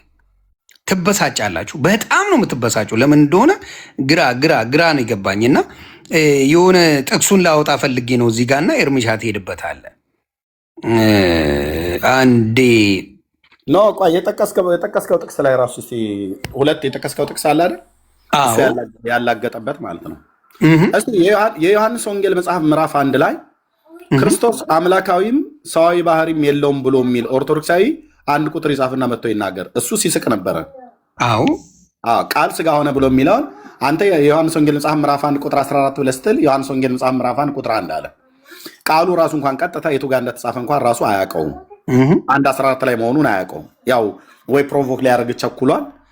ግን 1:14 ላይ የተጻፈውን ሙሉውን ዮሐንስ ወንጌል መጽሐፍ ምዕራፍ 1 ማለት ነው ክርስቶስ አምላክ መሆኑን ክርስቶስ ሰው መሆኑን አያሳይም እንዴ? አይናገርም?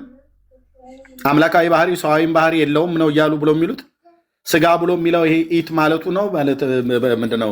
ኢት ብለው የሚጠሩት ግዑዝ የሆነውን ነገር ነው። እኔነት የሌለው ነው። አምላካዊ ባህሪ ያለው ጌታ አምላካዊ ባህሪውን ሳይጥል ያንኑ ይዞ የሰውን ተፈጥሯዊ ባህሪ ገንዘቡ እንዳደረገ የሚናገርበት ክፍል አይደለው ዮሐንስ ወንጌል መጽሐፍ ምዕራፍ 1 ቁጥር 14። አይገቡም። ለምን እንደማይገቡት ስለሚያውቁት ማለት ነው። እንደ ተመስገን አይነት አላጋጮች ሊያላግጡ ይችላሉ እንጂ ቆንጆ አድርጎ አምላክም ሰውም መሆኑን ከሚያሳየው የመጽሐፍ ቅዱስ ክፍል አንዱ የዮሐንስ ወንጌል መጽሐፍ ምዕራፍ 1 ከቁጥር 1 እስከ 14 ድረስ ያለው ነው። ኦኬ፣ ያ ሲብራራ እንዴት ነው? ቅድም እንደተባለው ማለት ነው ክርስቶስ በስጋ ሞተ ብለህ ስትለው የሳቀ ሰው ምንድን ነው ብላችሁ የምትሉት ወገኖች? ክርስቶስ በስጋ ሞተ ተብሎ ሲባል እግሩን አንስቶ ነው የሳቀው። ታዲያ በምኑ ነው የሞተው? በመለኮትነቱ ነው እንደ ክርስቶስ በመስቀል ላይ የሞተው? እንደዚህ ብሎ የሚል ትምህርት አድምቼ ነው የምነግርህ። ክርስቶስ በመለኮቱ ነው የሞተው በመስቀል ላይ ብላ ምትል ከሆነ አምላክ ሰው እንደሞተ ስግው ቃል እንደሞተ አይደል እንደምናውቀው መጽሐፍ የሚናገረው። ደሞስም ብሎ አላጋጭ ክርስቶስ በስጋው ላይም ቆይ ክርስቶስ በስጋው አልሞተም የሞተው በመለኮቱ ነው ብላ ኦርቶዶክስ አትልም። ልብ በሉ አትልም ቤተክርስቲያኒቱ። ከሳቀማ ነው ማለት ነው ኤርሚሻ። እንዴ ከሳቀማ ነው። አየ ኤርሚ አሁን እኮ በትክክል ያሳየ ምንድን ነው እሱ ያለው ቃል በቃል ክርስቶስ የሞተው በስጋው ነው ብዬ ሳሳየው፣ በመንፈስ ግን ሕያው ነው በስጋ ግን ሞቷል ብዬ በስነ ስርዓት ከመጽሐፍ ቅዱስ ሳሳየው ምንድን ያለው? ሳቀ አይደለ እንዴ? ታዲያ ምን ማለት ነው ይሄ? የጠየቀኝም ክርስቶስ በስጋው ነው የሞተው ወይስ በመለኮቱ ነው ብሎ ነው የጠየቀኝ አይደል እንዴ? አዎ እሱ የሚያምነው በመለኮቱ ነው። እኔም ማምነው በስጋው እንደሞተ ነው ክርስቶስ። እሱ የሚያምነው በመለኮቱ እንደሞተ ነው። አምጣና አስገባው በመለኮቱ ነው ብሎ ይነግርሃል። ይሄ እኮ ትምህርታቸው ነው። የእሱ ትምህርት እኮ አይደለም። ትምህርታቸው ኢየሱስ ክርስቶስ በመለኮቱ ሞተዋል። ትምህርታቸው እኮ ነው። ዝም ብሎ የመጣ መሰለ እንዴ? ልዩነቱ እኮ ትልቁ እሱ ነው። እንግዲህ ቃል በቃል አይታችሁታል። ክርስቶስ በስጋው ነው የሞተው ብዬ ስናገር በስጋ አይደለም በምኑ ነው የሞተው እያለ ነው የጠየቀኝ። አስገባውና ይናገር። በተአምር አይመጣም። ይሄንን እኮ ነው ስቆ የሄደው አይደል እንዴ? ይህንን እኮ ነው ኤርምሻ ስቆ ሄደው። ክርስቶስ በስጋ ነው እንጂ የለመነው ምን አቶ ነው? የኛ ክርስቶስ የኛ ጌታ በስጋው ለምነዋል፣ በስጋው ሰግዷል። በስጋው ለዮኒ ማስረጃ ልስጠው ወይ ጌታ ኢየሱስ ክርስቶስ። ዮኒ በጣም ትክክል ነው የተናገርከው። ሃይማኖተ አበው ምዕራፍ 39 ክፍል 1 ቁጥር 36 እስከ 37 ላይ ምን ይላል መሰለ? ንሕነሰ ነአምን እስመ ክርስቶስ ሰገደ ለአብ በስጋ ወለሊሁኒ ይቤ ንሕነሰ ንሰግድ ለዘነአምር ወአንቱም እሰ ትሰግዱ ለዘኢተአምሩ። አንተ ቅድም ያልከው ዮንዬ በሃይማኖተ አበው ምዕራፍ በአማርኛው ምን ይላል? እኛስ ክርስቶስ ለአብ በስጋ እንደሰገደ እናምናለን። አየው፣ እኛስ ክርስቶስ ለአብ በስጋ እንደሰገደ እናምናለን። እርሱም ራሱ እኛስ ለምናውቀው እንሰግዳለን፣ እናንተ ግን ለማታውቁት ትሰግዳላችሁ ብለዋልና። አየው፣ ክርስቶስ ለአብ በምን ሰገደ አለ? በስጋ እንዴ? ለአብ ሰገደ። መለኮት ለመለኮት ሰገደ ሊለን ነው? እግዚአብሔር ለእግዚአብሔር ሰገደ ሊሉን ነው? እንዴት ሆኖ? ሃይማኖተ አበው ምዕራፍ 35 ክፍል 2 ቁጥር 28 ላይ ኤርምዬ ከኔ ጋር ነህ? እንትኖችን ማዝግብል። አየህ ምን ይላል? የኒሲስ ኤጲስቆጶስ ጎርጎርዮስ ከተናገረው ደግሞ ምን ይላል? አምላክ እንደመሆኑ ታምራት ያደርጋል። መርጌታ ቀጥል። ዳንዬ ቤቱን ይመራል። እሺ ይቅርታ፣ ከመሪ ጌታ በፊት አንድ ነገር ልበል ካላስቸገር። እሺ ተባረኩልኝ። ምንድን ነው የሚለው? እዚህ ጋር ራሱ ይናገራል። አንብቡ እናንተም። ኢየሱስ ክርስቶስ መስገዱንም በመጽሐፍ ቅዱስ ላሳያችሁ ብዬ ነው ከእኔ ሳይሆን። ምን ይላል? ዮሐንስ 4 ላይ ከቁጥር 21 ጀምሮ ብታነቡ ኢየሱስም እንዲህ አላት፣ አንቺ ሴት እመኝኝ፣ በዚህ ተራራ ወይም በኢየሩሳሌም ለአብ የማትሰግዱበት ጊዜ ይመጣል። እናንተስ ለማታውቁት ትሰግዳላችሁ። እኛ መዳን ከአይሁድ ነውና ለምናውቀው እንሰግዳለን አለ ኢየሱስ ክርስቶስ። ኢየሱስ ክርስቶስ ሲሰግድ ለምንድን ነው የሚሰግደው? በስጋው ነው ወይስ በመለኮቱ ነው የሰገደው? ይህንም እንኳን አይመልሱ። አየ ችግራቸው ምንድን ነው? ብዙ ጊዜ ልክ የዚህን ነገር ሲደረግ የዚህን ነገር በትክክለኛው ሲነገር፣ በፈተናም ጊዜ እግዚአብሔር አይፈትንም ይላል። ኢየሱስ ክርስቶስ ተፈተነ። በረሃብ ጊዜ ስጋው ተርቧል፣ መለኮቱ ሞቷል ብሎ የሚያምን ነገር ነው ይዘው የመጡት። እንግዲህ በዚህ ጉዳይ ላይ እንነጋገራለን። እንግዲህ መለኮት ነው የሞተው ባይ ነው እሱ። እኔ ስጋው እንደሞተ ነው ማምነው።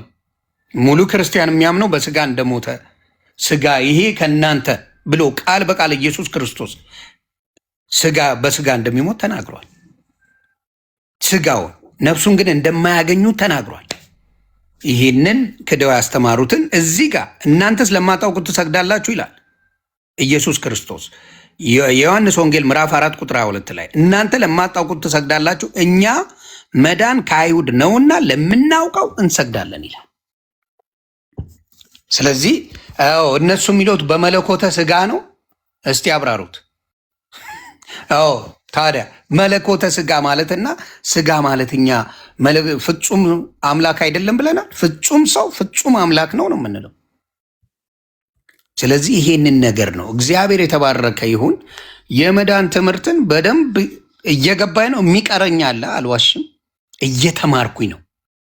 እየተማርኩኝ ግን ስስቅ ሳሳልቅ የምውል በጌታ ቃል አይደለሁምና ይህንን ነገር እንድታውቁ ብዬ ነው። ይህንን ግን ከሳቀው ጋር እኔ ያልኩትን በደንብ አድርጌ አስቀምጠዋለሁ። ተባረኩልኝ። ቀጥሉ እናንተ።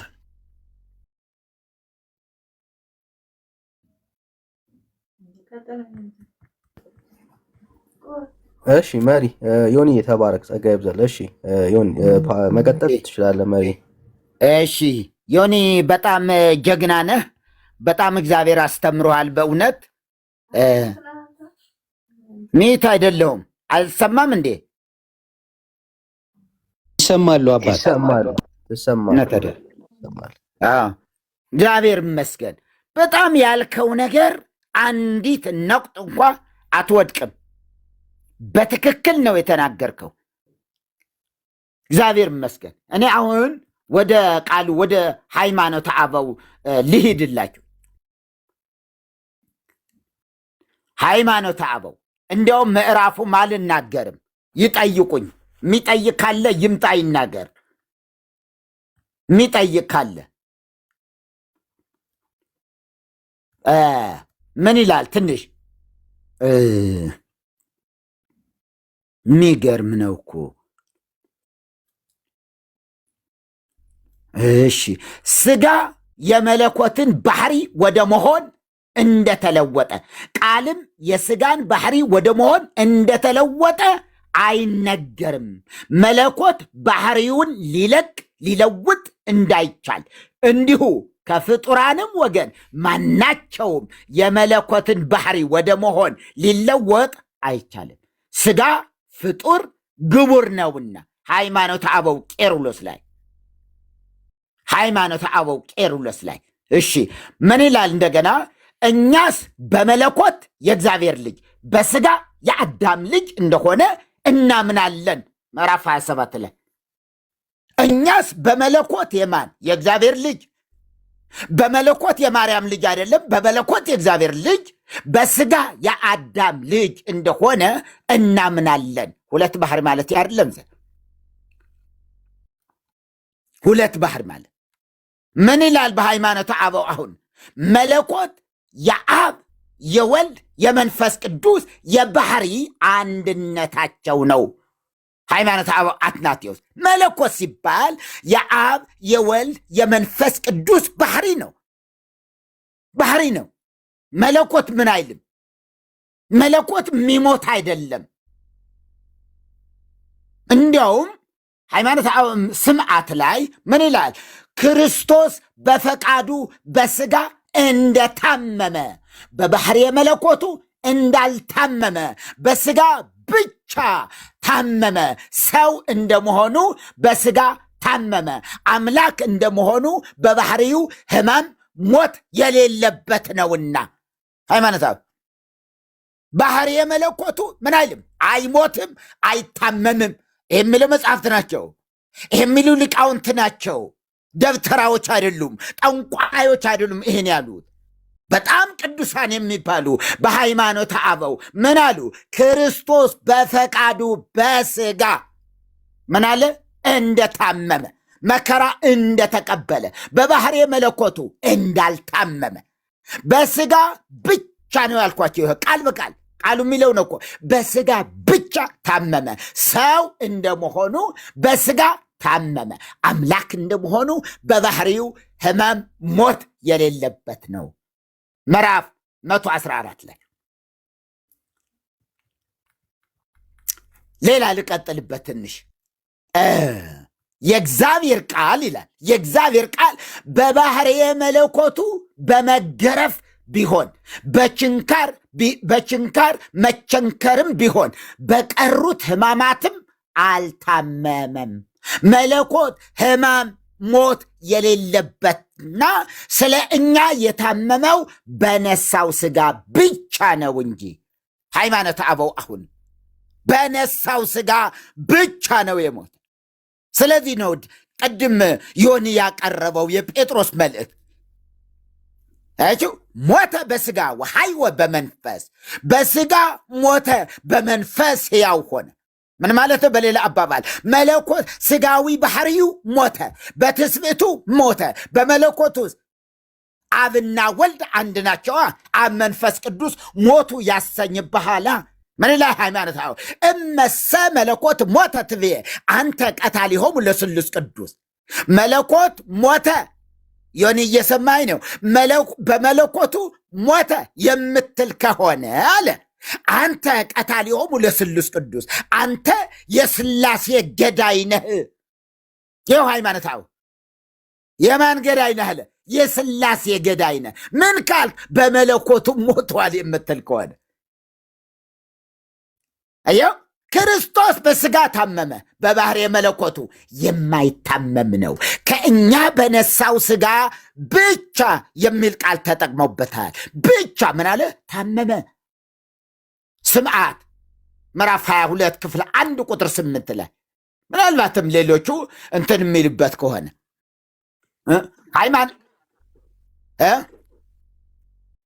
ሃይማኖተ አበው የነሱ ነው።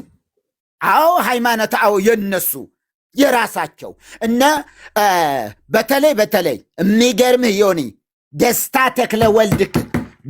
ተክለ ወልድ ኪዳነ ክፍሌ ደስታ ኪዳነ ወልድ ክፍሌ መዝገበ ቃላት ላይ ጠቅላላ አንድ ባህሪ የሚሉትን ይነቅፋቸዋል። አንድ ባህሪ የምንድን ነው? ያላዋቂዎች ትምህርት ነው ይለዋል። አንድ ባህሪ የሚለው ያላዋቂዎች ትምህርት ነው። ስለዚህ በሃይማኖተ አበው በእጃቸው ይዘው ይህን ይላሉ። ስምዓት 124 ቁጥር 4 ላይ እንዲህ ይላል፣ የእግዚአብሔር ቃል በባህርየ መለኮቱ በመገረፍም ቢሆን በችንካር መቸንከርም ቢሆን በቀሩት ሕማማትም አልታመመም። ለምን? መለኮት አለ ቃል በቃል መለኮት ሕማም ሞት የሌለበትና ስለ እኛ የታመመው በነሳው ስጋ ብቻ ነውና። አየው፣ ክርስቶስ በስጋ ታመመ፣ በባህርየ መለኮቱ አልታመመም። የሚሞት የማይሞት ባህሪ፣ ስጋ የሚጨበጥ የሚዳሰስ የሚደክም የሚራብ የሚጠማ፣ መለኮት አይራብም አይጠማም፣ በስፍራ ሁሉ ምሉ ነው። ስጋ በታንኳ ይሄዳል፣ ስጋ ያንቀላፋል፣ ይተኛል። ዮሐንስ ወንጌል ምዕራፍ 4 ላይ ደክሞት ነው እኮ የሚለው። ምዕራፍ 4 ያቺ እንትና ያገኛት ሳምራዊቷን ሴት ደከመ። መለኮት ነው የደከመ። መለኮት ደከመ ማለት አብና መንፈስ ቅዱስም አብረው ደከሙ ማለት ነው። ምክንያቱ የጋራ ባህሪ ነው መለኮት ማለት። ስለዚህ መጽሐፍ ምን አለ? ሐመ በስጋ ወይ ሐመ በመለኮት፣ በስጋ ታመመ በመለኮት አልታመመም። ዘስንስ 110 ክፍል 2 ቁጥር 46 ያችሁ ቁጥር 46 ላይ ሌላ ቃል በስጋ አልታመመም፣ መለኮት ተለይቶት ስጋ ብቻ ታመመ ደከመ እንጂ የሚል ሰው ቢኖር ውጉዝ ይሆን አለ። ውጉዝ። እኛ ግን የመለኮት ባህሪ እንዳይታመም እንዳይሞት እንዳይወሰን እናምናለን፣ እንታመናለን።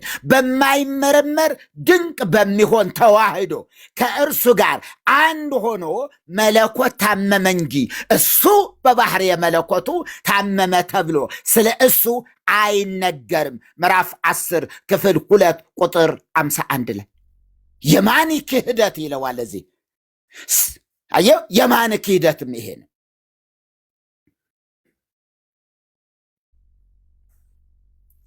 መለኮት ግን ሃይማኖተ አበው ዘቢንያም መለኮት ግን በሕማም አልታመመም። አልታመመም ማለት መከራ አልተቀበለም ማለት ነው።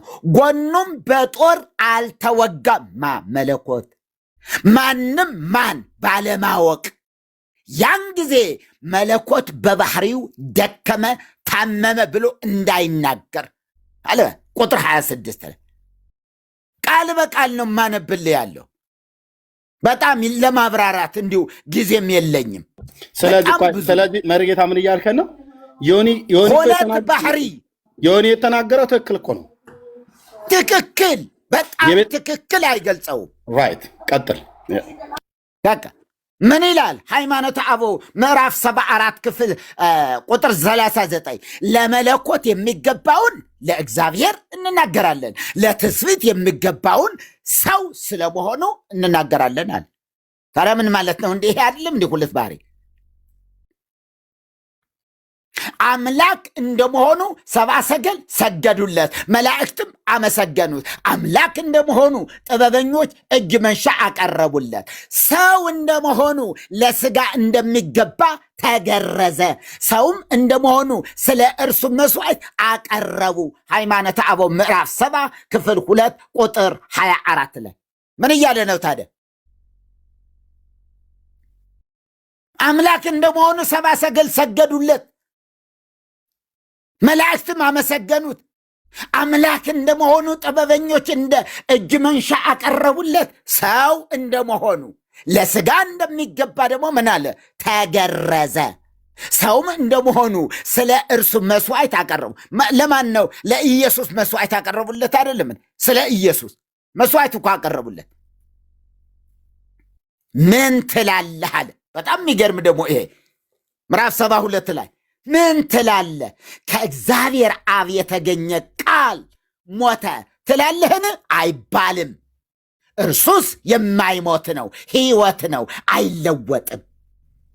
አየው፣ ምን ትላለህ? ከእግዚአብሔር አብ የተገኘ ቃል ሞተ ትላለህን? ከዛ አይባልም።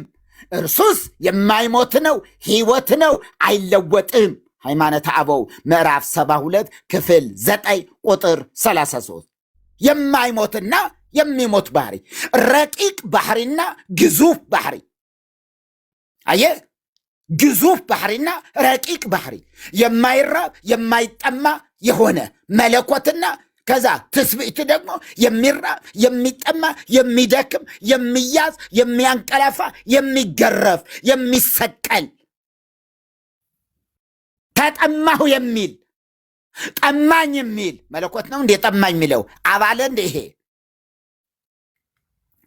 እንዲያውም ይሄ ሃይማኖታዊ ምዕራፍ 73 ላይ ምን ይላል መሰላችሁ?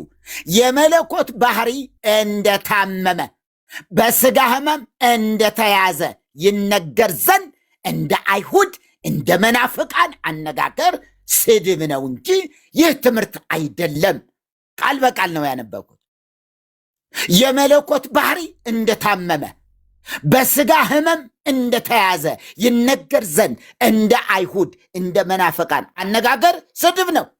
ምን ማለት? በመለኮት ሞተ ማለት፣ በመለኮት መከራ ተቀበለ ብሎ ማለት ስድብ ነው፣ ኑፋቄ ነው፣ መናፍቅነት ነው።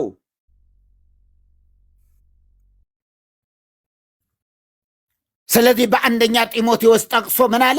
እርሱ ብቻ የማይሞት ነው፣ ማንም ሊቀርበው በማይችል ብርሃን ይኖራል። አንድ ሰው እንኳ አላየውም፣ ሊያየውም አይቻለውም። ለእርሱ ክብር የዘለዓለም ኃይል ይሁን አሜን ይላል። ያው ክፍል ነው።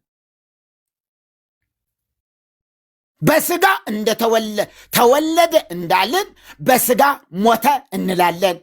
ሃይማኖተ አበው ምዕራፍ 74 ቁጥር 15 ላይ ምን አለ? በስጋ እንደተወለደ በስጋ ተወለደ እንዳልን በስጋ ሞተ እንላለን። በመለኮት አይሞትም። ሰው እንደመሆኑ በስጋ ቢሞት የሚያስደንቅ አይደለም፣ እነሆ በመለኮት የማይሞት ነውና። ሃይማኖተ አበው ላይ ሰው እንደመሆኑ በስጋ ምን አለ? ቢሞት የሚያስደንቅ አይደለም፣ ምክንያቱ ሰው ነውና፣ ሰው ሟች ነውና።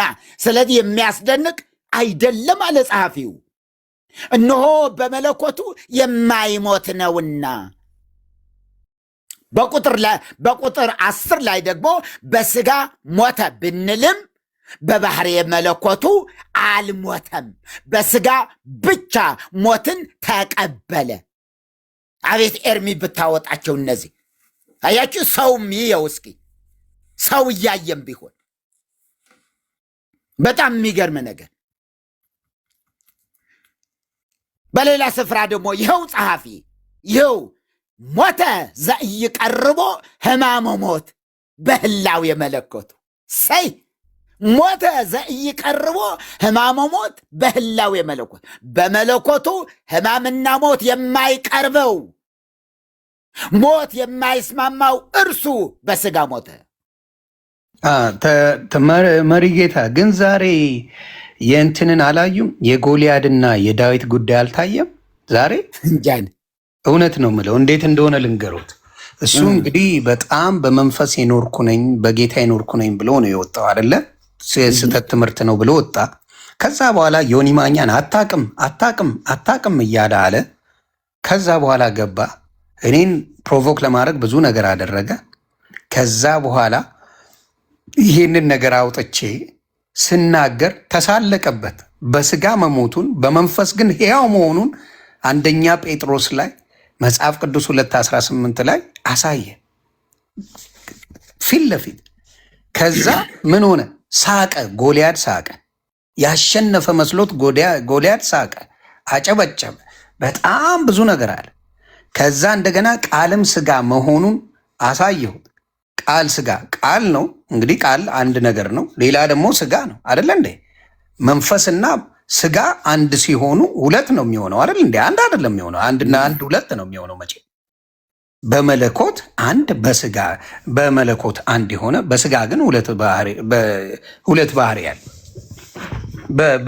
በፍጹም ሰው ፍጹም አምላክ የምንለው እሱን ነው። ሁለት ነገር ነው የጠቀስነው፣ አንድ ነገር እንኳን አይደለም። ስለዚህ የሆነውን ነገር እዚሁ አሳየ። ራሱ ገልጾ ራሱ ተናግሮ ራሱ የወደቀበት። በተለይ ዛሬ ኦርቶዶክሶች እንዴት አድርገው እሱን እንደሚቀጠቅጡት ታያላችሁ። ለምን? በመለኮት የሞተ አምላክ የለንም። በመለኮት አምላክ ከሞተ እንግዲህ ሌሎቹ ሙስሊም እንኳን የሚጠይቁት 3 ቀን ዓለምን ማንን አስተዳደረ እያሉ የሚጠይቁት እኮ ኦርቶዶክስ በምትለው ነው እንጂ ፕሮቴስታንት በሚለው አይደለም። በእኛ እምነት እኮ አንጠየቅም። የሰው ባህሪ ስላለው ብለን ስለምንል ምን አይሆንም፣ አያስጠይቀንም ማለት ነው። በመንፈስ አለ በመለኮት አለ። ስለዚህ አያስጠይቀንም። በእነሱ ግን የሚያስጠይቀው ምንድን ነው? አምላክ ሞተ ሲሉ በምኑ ነው? በመለኮቱም ጭምር ሞቷል ብሎ ዛሬ ኦፊሻሊ ማለት ከሳቀ በስጋ መሞቱን ካላመነ እንግዲህ በመንፈስ ሞቷል ብሎ ነው የተናገረው ማለት ነው አይደለ እንዴ? በስጋ መሞቱ መጽሐፍ ቅዱስ ነው የሚናገረው። ዮኒ ማኛ አይደለም የሚያወራው። በስጋ መሞቱን መጽሐፍ ቅዱስ ተናገረ። መጽሐፍ ቅዱስ የተናገረው ሲነበብለት ሳቀ። ስለዚህ ኦርቶዶክስ የምታስተምረው ትምህርት ማለት ነው ምንድን ነው? ኢየሱስ ክርስቶስ በመለኮት ሞቷል ብላ ነው የምታስተምረው ማለት ነው።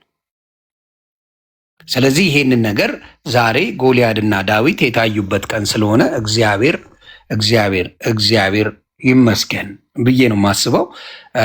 መሪ ጌታ ይቀጥሎ። አሁንም የምለው